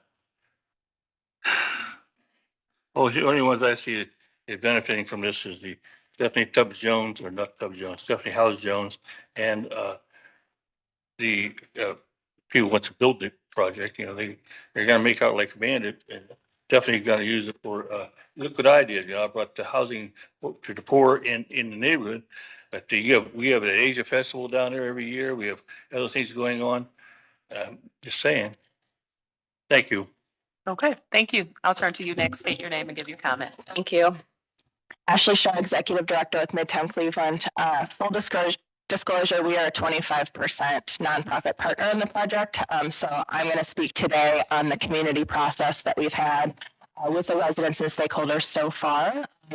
Since November, when we submitted for the low-income housing tax credits, we've had 4 community meetings. Many of them have had about 100 attendees from the neighborhood. We have our 5th community meeting tomorrow night on this project. We've translated those meetings. They've been in 3 different languages to make sure that they're accessible to all the community members attending. We have flyers. We have a 1-pager that's been distributed to the community with all of the project information and facts. Those have also been translated to make sure that they're accessible. We've had one-on-one meetings with stakeholders in the neighborhood to talk in depth about what this project is. We did a tour of a similar project, Place for Us, that NRP developed 10 years ago to bring community members through to see what the project might be like. the things that we've heard in terms of concerns that we're working to address with the community is a desire to see commercial remain on Payne Avenue. There is a commercial space on the north side of this project that we are actually working with the community. They've identified things like a cafe, a computer lab, a third space, somewhere that we can gather. Potentially a gym is the top type of commercial uses that they would like to see in this building, and we're actively working to attract a tenant that aligns with what the community would like to see there. Parking has been a major concern, and so again, the desire to maximize parking on the site. And then the other major thing that we've continued to hear is a concern over loss of Asian identity in the neighborhood. And so we're actually assembling what we're calling the Asia Town Cultural Committee that will help shape this project. This is everything from naming of the building, and NRP has been really willing to work with us to make sure that this property is reflective of the community. So naming of the building, public art outside the building, art inside of the building, wayfinding, multiple languages on the signage in the building. And so those are some examples of things that we've heard from the community. Interior design that feels like home to the Asian community. And so those are things that this committee will shape to make sure that if the project moves forward, it does feel like home and is reflective of and honors the community that's there today.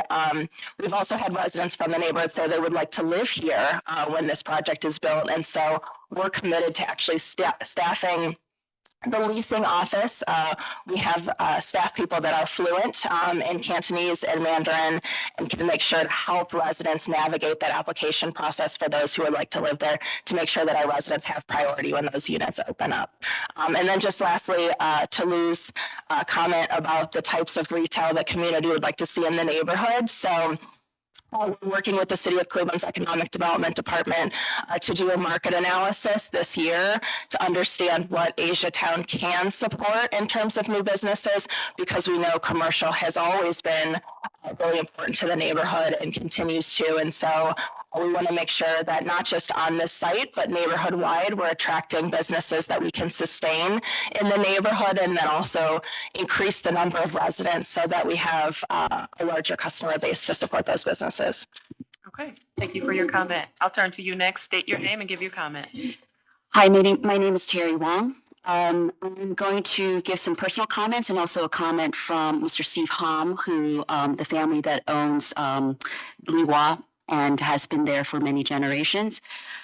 In my opinion, the Midtown Lost project, replacing the former Dave's grocery store with mostly 60% area median income houses, raises serious legal and ethical red flags.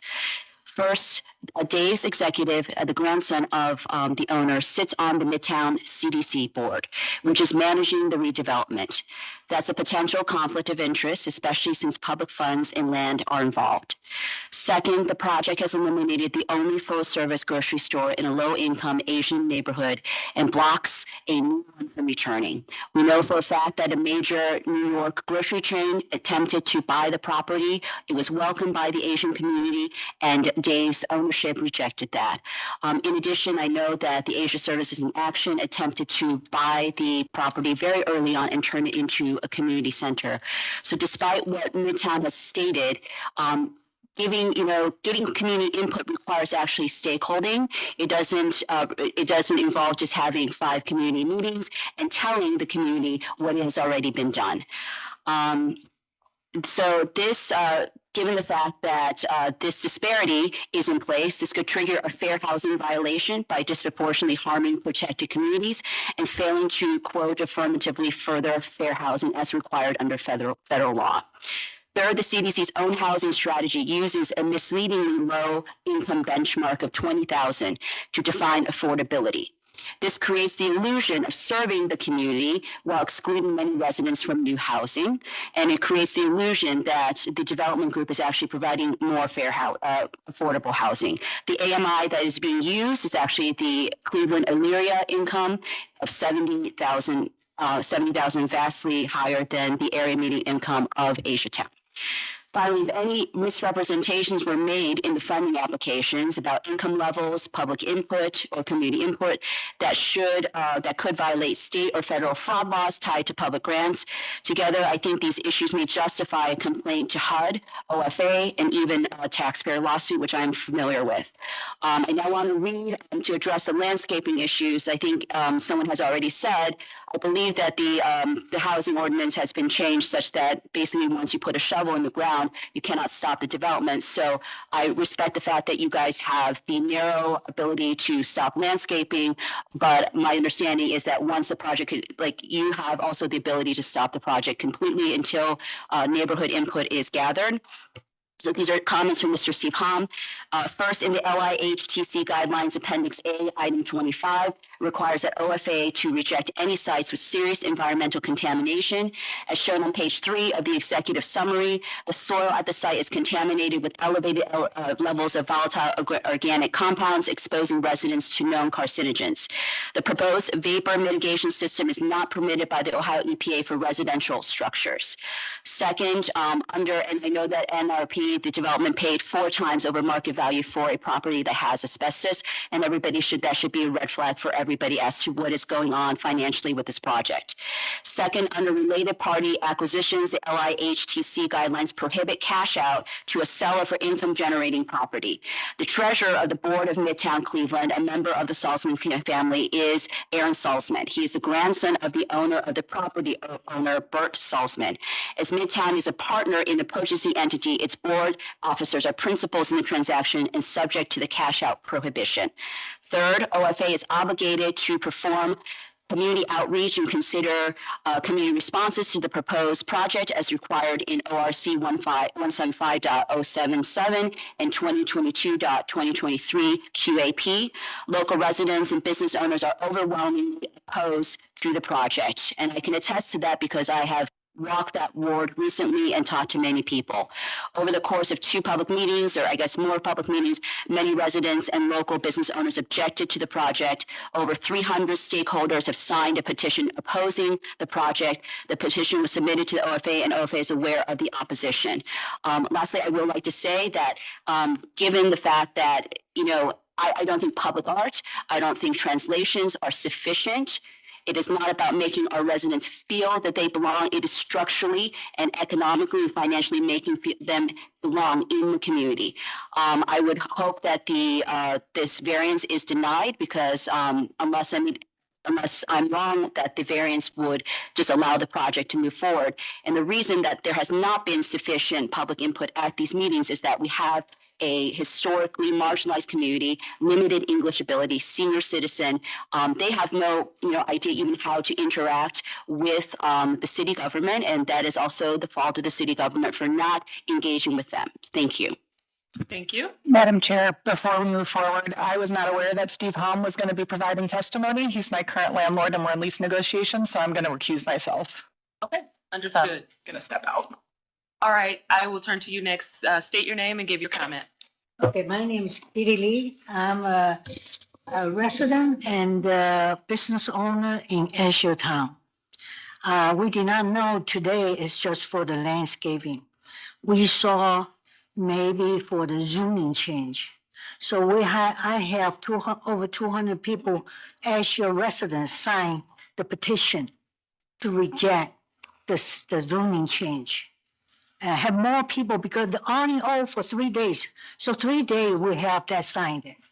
Because I didn't know the meeting until 3 days before. And I would like to make comment talk about the parking. The unit have 120 unit, at least you need 180 parking or more. Otherwise, Payne Avenue is a center of Azure Town. East 30 to East 38, and the old Davis supermarket right in the middle. Now you're such a small place, build such a big 2 building for the low income apartment. You have at least 250 people move in or more, and have 180 car or more car. Where are you going to park? 127. You're going to park the whole main street of Azure Town. That's why everybody's so scared. And every time meeting, they invite 30, 40 senior citizens. The only reason they go is just have a free dinner, and then fighting won't get another dinner home. They don't know what they're talking. Even translator, they don't understand. I was sitting there watching them. I try to talk to them. I speak 4 dialects. I can talk to any Chinese. But the problem is they don't want to listen. They just want come free dinner. So the meeting is useless. Give all kind of light. The commercial unit only 3,000 square feet. The designer said, we're gonna bring Trader Joe open in Chinatown. Trader Joe is a beautiful store. Trader Joe, the storage room is more than the $3,000. It's all lying. No one agreed this project. They're doing everything under the table. Make like we're a fool. I wasn't gonna say anything until they said gonna bring Trader Joe. Trader Joe, I don't know, you know Trader Joe in Pepper Pine? Huh? Such a beautiful store. Who don't want to have one there? Trader Joe will not come to Ashertown. It's almost impossible. That's why I feel I have to come out to say something. They think we are so stupid. They can do anything they want. Trader Joe never ever will come to Chinatown for 3,000 square feet store. If I say that, you must feel that's a joke. So all the people see in the meeting is not the right person. Or the right person cannot speak English. So I'm here because we already happened in East 31st Street, right down the street from the old David Supermarket. Look,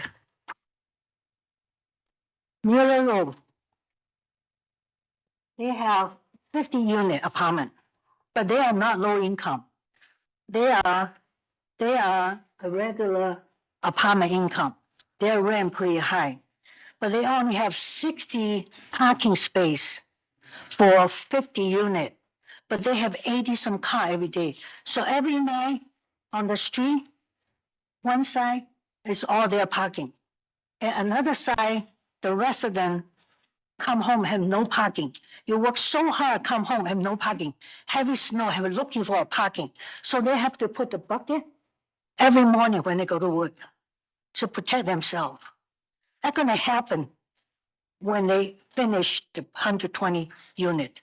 The whole street from 30 to 38, full of their 80 to 100 car extra. Only 127. So they're gonna full of all the Penn Avenue between 30 to 38. And all the business, they need that for the customer parking. So they all get panicked and no security set up. So many people, 230, 300 people moving a location so small. Can you imagine? They will fight for the parking, going every day might have fighting. Who's gonna care about us? The police department never come out unless somebody have a gun. So we ask, how you protect us? So many people in such a small place. And plus the family get together. So, we have family get together, party room. Where are they gonna park? So they're gonna have traffic problems, security problems. Who they care? The builder can collect the rent. They say, we put some camera. The camera, who gonna watch the camera? No one. I had one day got carjacked. A young man put a gun on my head. Fortunately enough, I have a camera in front of my house. So I was back to the camera, in front of the camera. So when police come, because he have a gun, the police come, say, hey, your car is old. Do you think you really got carjacked or you want the money from an insurance company? So I insist the police go to inside my house, look the camera. Then say, I'm so sorry. Because he put a gun on my head. But the young man didn't injure me anything. He took the car. And they found my car later. But so I told all the neighbors, if you have enough money, turn on the lights at night. Put the camera. The camera cannot protect us, but camera can show the crime happen. So next time happened right in front of my house. Again, the carjack, but it's a young man So park the car in front of my house. So neighbor, because follow my request, the camera took the picture. We put on YouTube, we give to police. So the crime did start cut down. We do everything, try to make Asher Town better place to live. Okay. But now they put such a big apartment there with 250, 300 people move in and no security system can help or protect us. And the whole street park 80 to 100 cars for the tenant. Doesn't matter the green area. If you have the place to park 127 cars, even not enough. Look, East 31st Street condition, terrible. First they put the cone, they call the police. Police said, not allowed to do that, this public street, but all the house, no parking, no driveway, because 100-year-old house. And 100 years before, don't have a car. They haven't invented. So what the people gonna do? Live nearby old David Supermarket. All the street, they're gonna park all the tenants' car. Okay. You know, that's what we want city know. We need help. We not only because the security and parking, it's just the language, all the stuff. When you have so many people in the center of Ashtown, people won't come. All the supermarket might start to cut down the business. We are so worried too. And the people going to lose the job because the business starts going down. And they're afraid people might go into, one of my friends, they have a restaurant nearby Midtown. People won't use the bathroom until for customer only. They don't care. They push him away. The girl, go away. They go to use the bathroom, come out, took the whole jar of chips, run. And the girl don't go after him because he's such a big guy, you know. And it happened in Chinatown too. Look, Family Dollar was have 2 doors in and out. Why they just only open 1 door? Before last Christmas, they start close 1 door because so many people going to take stuff, rob them. So they close the door. Most of the time they put credit card only, no cash. Okay. So that place is, if you put 200-300 people in such a small place and no security to protect us, traffic going to be very bad.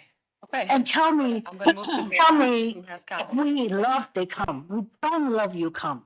Okay, thank you. I'm going to move to you now. You want to Okay. state your name and give your comment? Sure, my name is Ed Peppers with Midtown Cleveland, and I think Ashley covered our side very, very well. Just a couple of things that you may want to know. Absolutely correct. Mr. Saltzman, who is in the family, is on our board, and I've been to every board meeting and every conversation. He has recused himself, much like Ms. Holzer did. So, and OFA asked that question and has it in writing that he has recused himself from all decisions. So I think that's the main thing that, as much as possible, and I think 100% we've been as transparent as we can, but I just wanted everyone to know that he has recused himself of his own accord. And if he hadn't, Ashley, I would have asked him to, so. Okay, thank you for that. Sure. I want to ask the project team to address a number of the concerns, just briefly. So there's concerns with parking, and sort of the impact on the traffic that this development would have. There's also concerns about security and what you all plan to do in terms of security for this project, and just the general problems that come along with density. So I'll leave it to either of you to address. Sure. So we are meeting, as far as parking, we are meeting city minimums. Our ideal ratio is 1-to-1.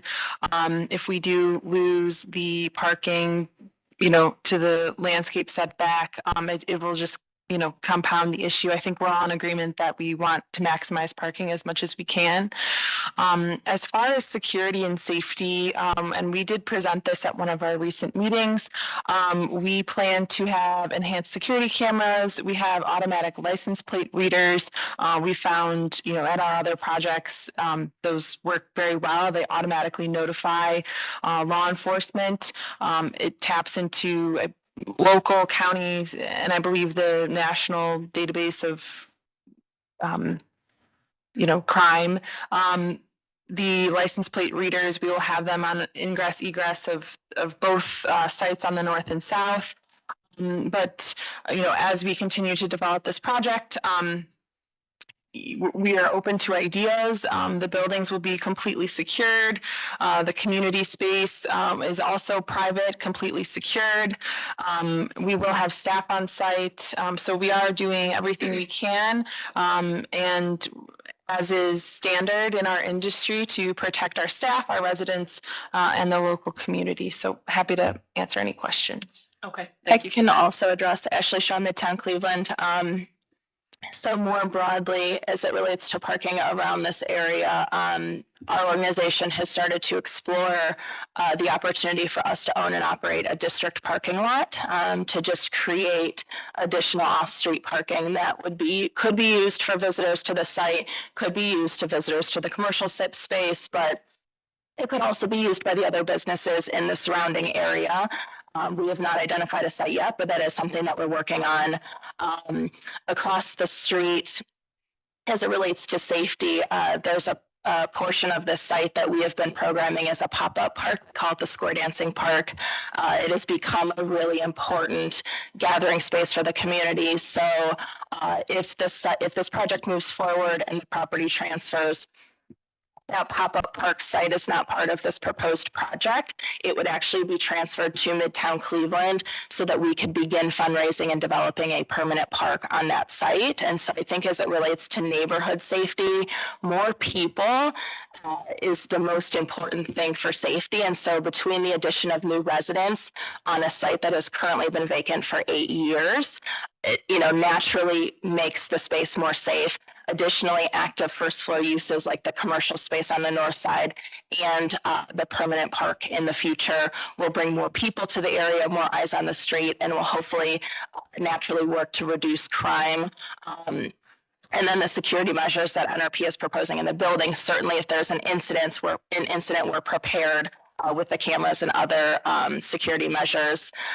Again, to the point of commercial space around this area, more residents will allow us to attract the type of retail that we're hearing, whether it's a bakery, a dry cleaner, additional grocery options. At this point, we don't believe, and I think a market analysis will tell us the same thing, that we don't have enough residents to support the types of businesses we're hearing from residents that they'd like to see. So this is a step in that direction to continue to grow the neighborhood so we can also attract retail that serves the neighborhood. Okay, thank you for that. Any questions from the board? Yeah, thank you, Madam Chair. Just through you, the transit demand management plan, which is required for this project, can you speak to that, or what you just shared, is that part of that transit management plan?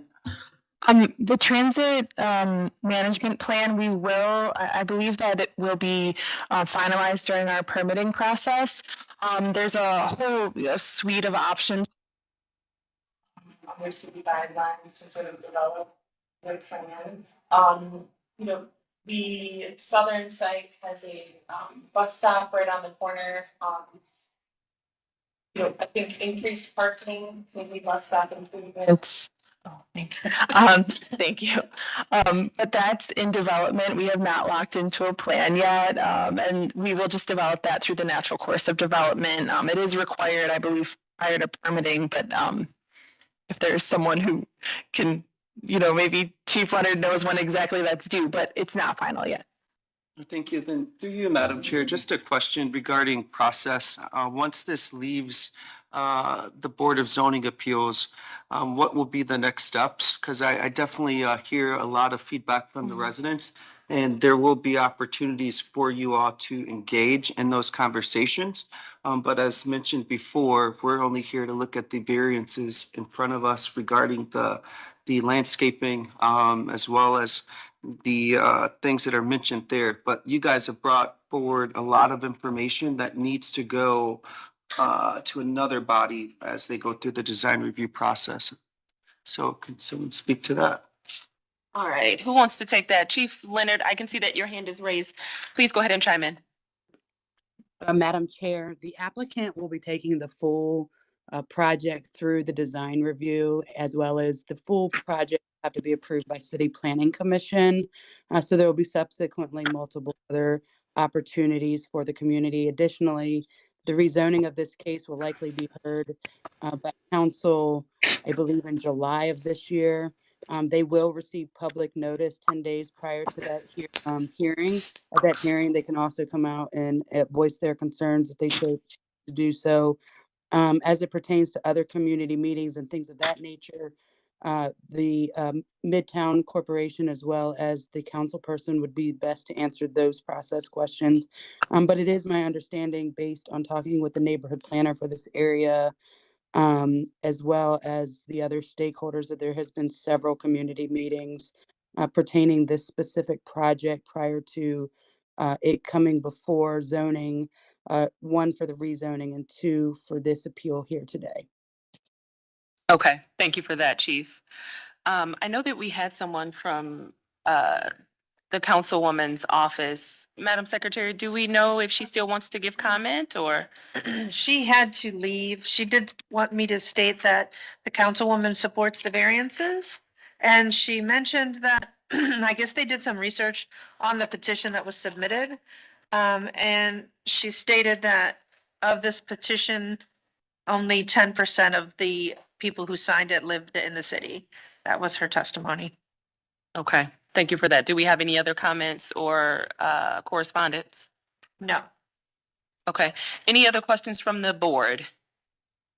Madam Chair, Mr. Madison asked a couple of questions that I was interested in, so I thank him for that. I was curious, though we are just looking at the landscaping issues. I am curious to know if the parking area is going to be gated and secured for residents only. And they mentioned that they're going to have security cameras. And so I'm wondering if there's going to be a security guard on premise at all times monitoring those cameras. Okay, I will ask, do you want to speak to that? Yes, those cameras will be actively monitored. We are still considering having potentially a unit available for a Cleveland police officer to rent. That is an option. As far as gated, I don't believe we have plans for like a key card access right now.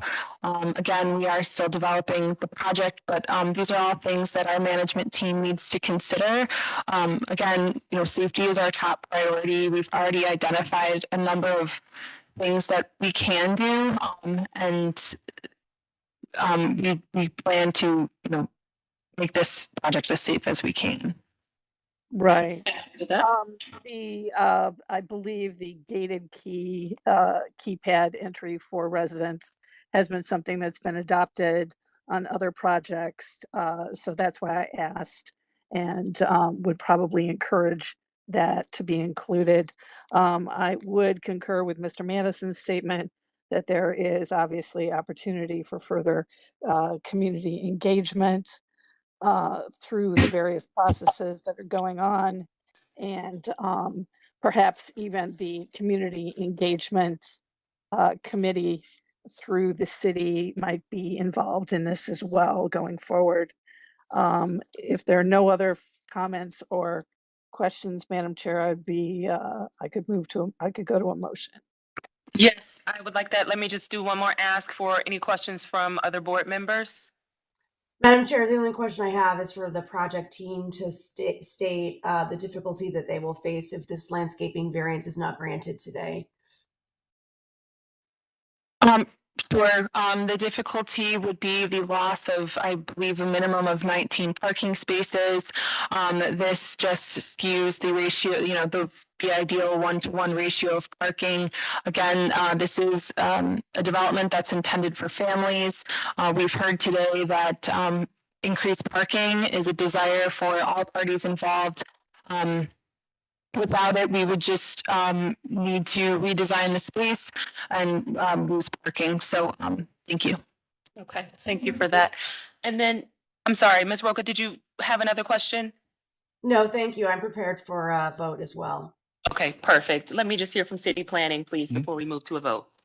Thank you. My name is Xavier Bay. I do see Shannon Leonard's hand still up. I just want to make sure she has said everything she wanted to say. It might be an old hand. Okay, good. Yep. So, okay. So yeah, thank you. My name is Sarah Bay, representing city planning. I just want to give some context here as well. The southern port building you see here is lined by an alleyway on the southern end here of the parking area. So I just wanted to mention that because basically recommending approval for the landscaping strips. The court there kind of serves a similar purpose to distance the homes neighboring the larger structure there. And then on the northern site plan, I think Shannon did mention that they're requesting this variance for about half of the site, and they are proposing suitable enough screening that we are in an understanding of that would diminish the negative impacts of the headlights from cars parking in. And so from those comments, we recommend approval. Okay, thank you for that, Mr. Bay. I'll entertain a motion, please. Okay, Madam Chair. Given the testimony we've heard today, extensive testimony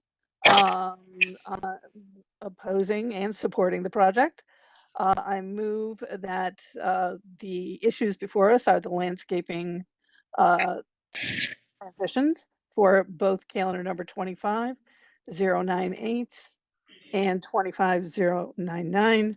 And based on what is before us today, I move that we approve both of those calendar numbers.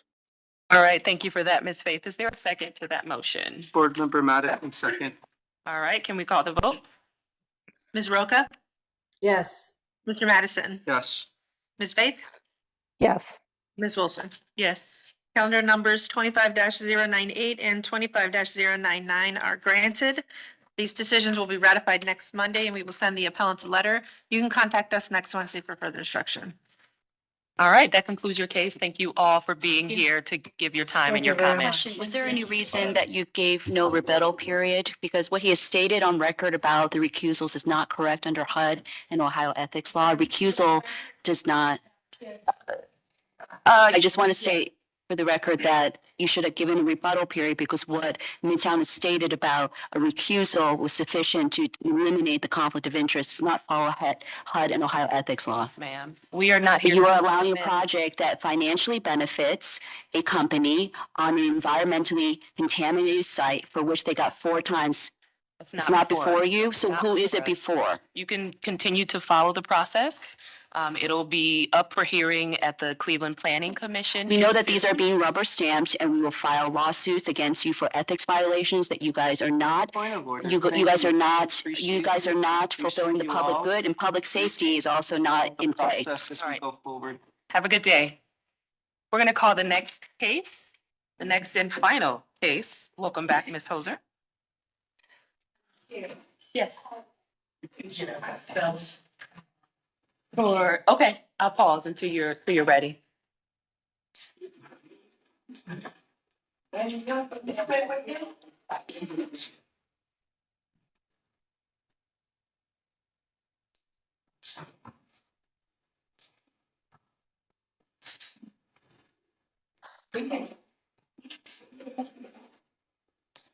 I do too. I was like, we got one more. I don't want to be the person. Okay, brief recess off the record for. That's okay. Did you get what you need? Okay, we're gonna take a brief recess. Hi,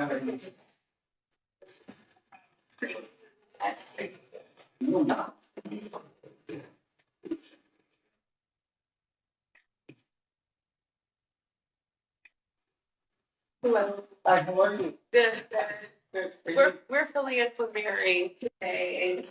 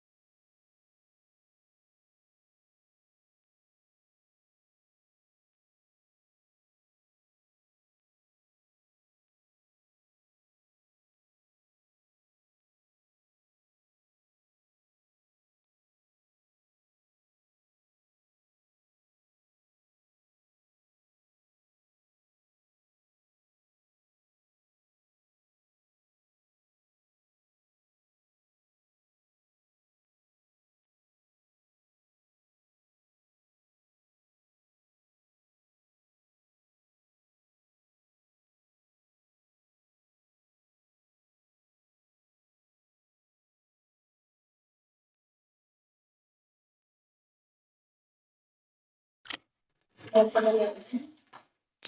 we ready? Yeah. All right. Back on the record. We're now going to call calendar number 25-039. This is at 11618 Madison Avenue. Do I have any representative present from 117 Madison LLC? I don't believe that they are present. The paperwork was filed for them to not be present, I believe. I'm sorry, are you here on behalf of 117 Madison? Yes, I am the renter of the business who is filing for the appeal. Okay, and are you authorized to speak on behalf of 117 Madison LLC? Yes. Okay, perfect. So we have someone present. We'll go forward with this case. I'll turn it over to you, Ms. Hoser, to read the case in. Our next and final case is calendar number 25-039. This is at 11618 Madison Avenue. 117 Madison LLC owner proposes to establish a tattoo and other permanent makeup services salon in a B3 local retail business district. The owner appeals solely from a strict application of the Cleveland Codified Ordinances as stated in the agenda and the public record, of which there are two. This case was dismissed on April 21st, 2025 for want of prosecution. No testimony was taken at that time, and the case is now being reinstated. With that, I will hand it over to you, Madam Chair, for the oath. All right, thank you. I will go ahead and swear in all who are present for this matter. That will be you first, Ms. Watson. Do you swear or affirm that the testimony you are about to give is the whole truth and nothing but the truth? Please raise your right hand, reply with I do. State your name, spell your name, give us your address. You're on mute. I ask you to come off mute. Sorry. Try again. That's okay. Okay. My name JAYANAWATSON, Jayana Watson. And address, is this my personal address or my business address? Business address is fine. Okay, 11618 Madison Ave, Cleveland, Ohio. Okay. 44102. All right. And do you swear or affirm to tell the truth? I do. Okay, thank you for that. Is there anyone else present to speak in this matter? All right, hearing none, we're going to go to history of the property, please, Madam Secretary. Thank you, Madam Chair. This property was originally zoned general retail in 1929. In 2013, it was changed to local retail and placed in a pedestrian retail overlay district. In our records administration office, we found that in 1961, a certificate of occupancy was issued stating that the authorized use of the property is 8 suites and 8 stores. 1971, a permit was issued to erect an illuminated sign. Then there's one variance on file in calendar 70-181, which this board allowed this, not this owner, I'm sorry. This board allowed an owner to convert 2 offices to 2 suites to increase the occupancy from 6 suites and 10 stores. And that's all that I have that's relevant. Thank you. All right, legal, please. Madam Chair, members of the board, there are 2 variances being appealed over here. So to obtain the use variance, appellant must prove that denying the request will result in an unnecessary hardship particular to the property such that there will be no economically feasible use of the property without the variance will deprive the appellant of substantial property rights, and that granting the variance will not be contrary to the purpose and intent of the zoning code. And for the area variance, appellants must prove that denying the request will create a practical difficulty not generally shared by other land or buildings in the same district, will deprive the appellant of substantial property rights, and that granting the variance will not be contrary to the purpose and intent of the zoning code. All right, thank you for that. I'll turn to you now, Ms. Watson. Can you tell us about your project and why you need the variances? Okay. I am running the entire storefront as an aesthetic salon. I believe that the zoning was denied due to like a misunderstanding of what exactly the service that I am trying to provide.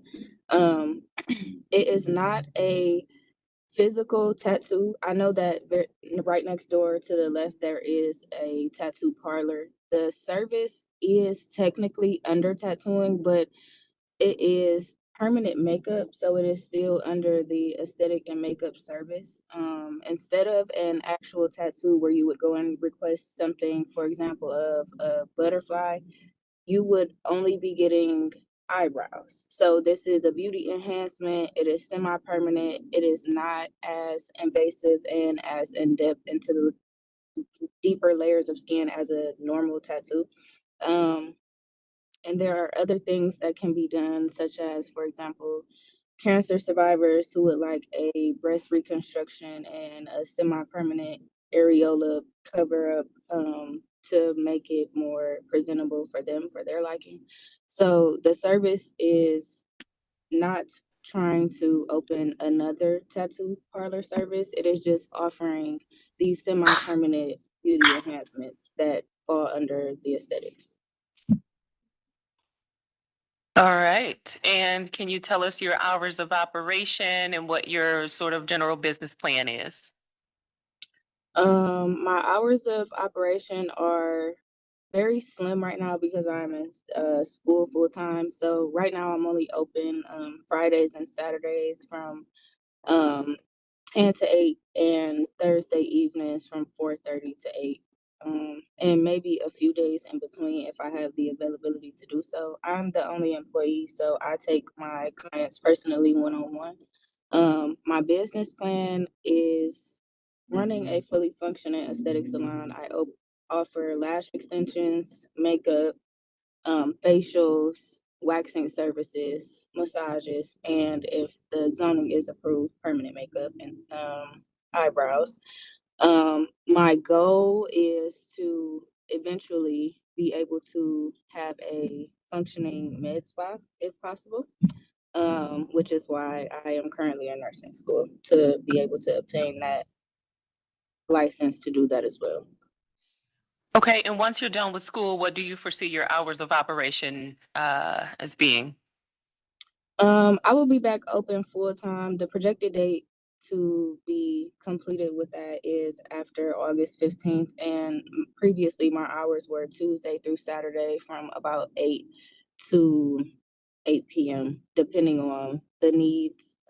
During holiday times, I'm usually open a little bit later or have more days available to accommodate clients needing to be able to get their services in more often. But I do plan on being open Tuesday through Saturday between the hours of 8 to 8. Okay, any questions from the board?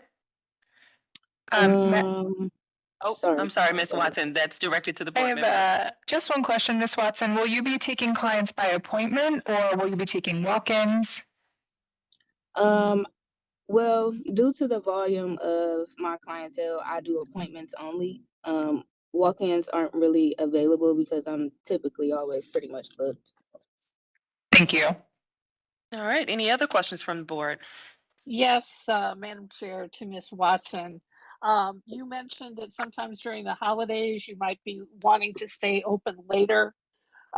So when we do these variances, we like to make sure that we're inclusive of all the time you might potentially want to be open, rather than essentially what is existing for you now. So Okay. would it be fair to say that you would want to do Tuesday through Saturday, 8 to 10, just to give you enough cushion to cover your holiday hour?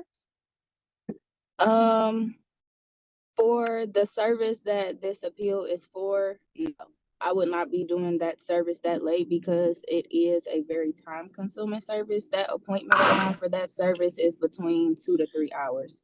Those times are really more so for makeup, lash extensions, eyebrows, the service that I do regularly. Right, but your store hours, would you ever need to be open until Yes. 10 or No, anything? No. not So, not no. so is 8 the latest that you'd need to be open then? Yes. For anything? Yes. Okay, all right. And you're comfortable with only having hours Tuesday through Saturday? Could you repeat that? Are you comfortable with only having hours Tuesday through Saturday? Or would you need potentially to be open on Monday or Sunday? Potentially I could open Mondays or Sundays also. All right, so I think what for purposes of that, we'll say 7 days. Okay. And we'll go 8 to 8, just to make sure you're covered, because you don't want to be open when you're not allowed. Okay. Okay, I agree and to how that. many, do you see the potential of having staff in the future? Um, Initially, no, but I would consider it in the future, yes. Okay, all right. And is there parking on premises for when you have staff? Yes, there is street parking in the front, right in front of the building, and then in the back, there is a full open parking lot that is open. All of the Right, parking is free. perfect. Okay, so parking in the back. And is that regular tattoo salon directly next door to you? I know there's signage on the front of the building. I just want to be Um, clear of where you are in relation to them. There is apartment access entryway to go upstairs above the storefronts in between myself and the tattoo next door. Okay, all right. Okay, great. That's all I had. And if there's no other questions, I can go to a motion. All right, thank you, Ms. Faith. Ms. Watson, I do have a question for you. Can you describe any hardship or even difficulty that you may face if you do not get the variance granted today? Honestly, the service itself is a very rewarding service as far as finances. It was in my intention to be able to do that service and make that income included. So I would say yes. Okay, describe the hardship you would face.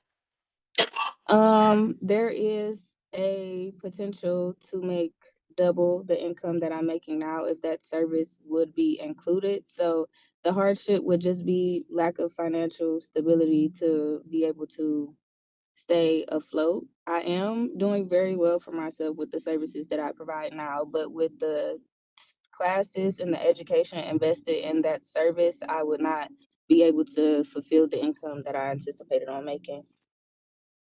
Okay, I'll turn now to city planning to give comment. Thank you. My name is Xavier Bay, representing City Planning.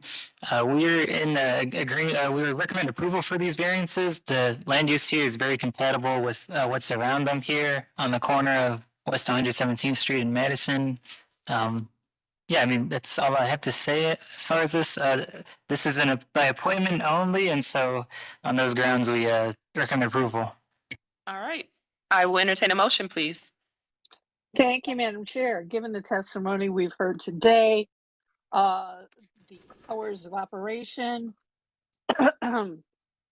limited right now, but potentially could be up to 7 days a week from 8 a.m. to 8 p.m. with the potential of 2 staff. There is on-site parking adequate for customers and staff. So with that in mind, excuse me, with that in mind, I move approval for calendar 25-039. All right, thank you for that, Ms. Faith. Is there a second? Board Member Holzer, I second. Thank you, Ms. Holzer. Can we call the vote? Ms. Roca? Yes. Mr. Madison? Yes. Ms. Holzer? Yes. Ms. Faith? Yes. Ms. Wilson. Yes. Calendar number 25-039 is granted. It'll be ratified next Monday. We will send the appellant a letter. She can contact us next Wednesday for further instruction. All right, Thank Ms. you. Watson, you are all set. Good luck with your project. Thank you. Have a good day. You too. All right, we're now going to move to old business, and we have two matters before us, number 1 and 3, that are up for ratification. Any objections? No objection. No objection. No objection. I believe I was absent, so I'm not weighing in. Okay, very good. There's been no objection to those items. We'll now look at the affirmation in calendar number 24-036. There is a request to have more time due to financing delays. Any objection to affirmation of this calendar number? No objection. No objection. All right, without objection. Any absences upcoming to report? I will be absent. No, how are we going to do this On without you? Monday, No. Brittany's gonna do it. Fair enough. All right, so we have one absence reported on Monday. Otherwise, we'll go ahead and adjourn 11:57 a.m. Have a great day, everyone. We are now concluded. Thank you. Thanks. Madam Chair, you doing okay? Yes, how you Okay. doing? I'm doing fine. I just wanted to check in with you after that case. So I know. after the paint app. So I know. I was like, ooh. well, good. I just wanted to make sure. All right, that was a tough one for you. I appreciate that, Ms.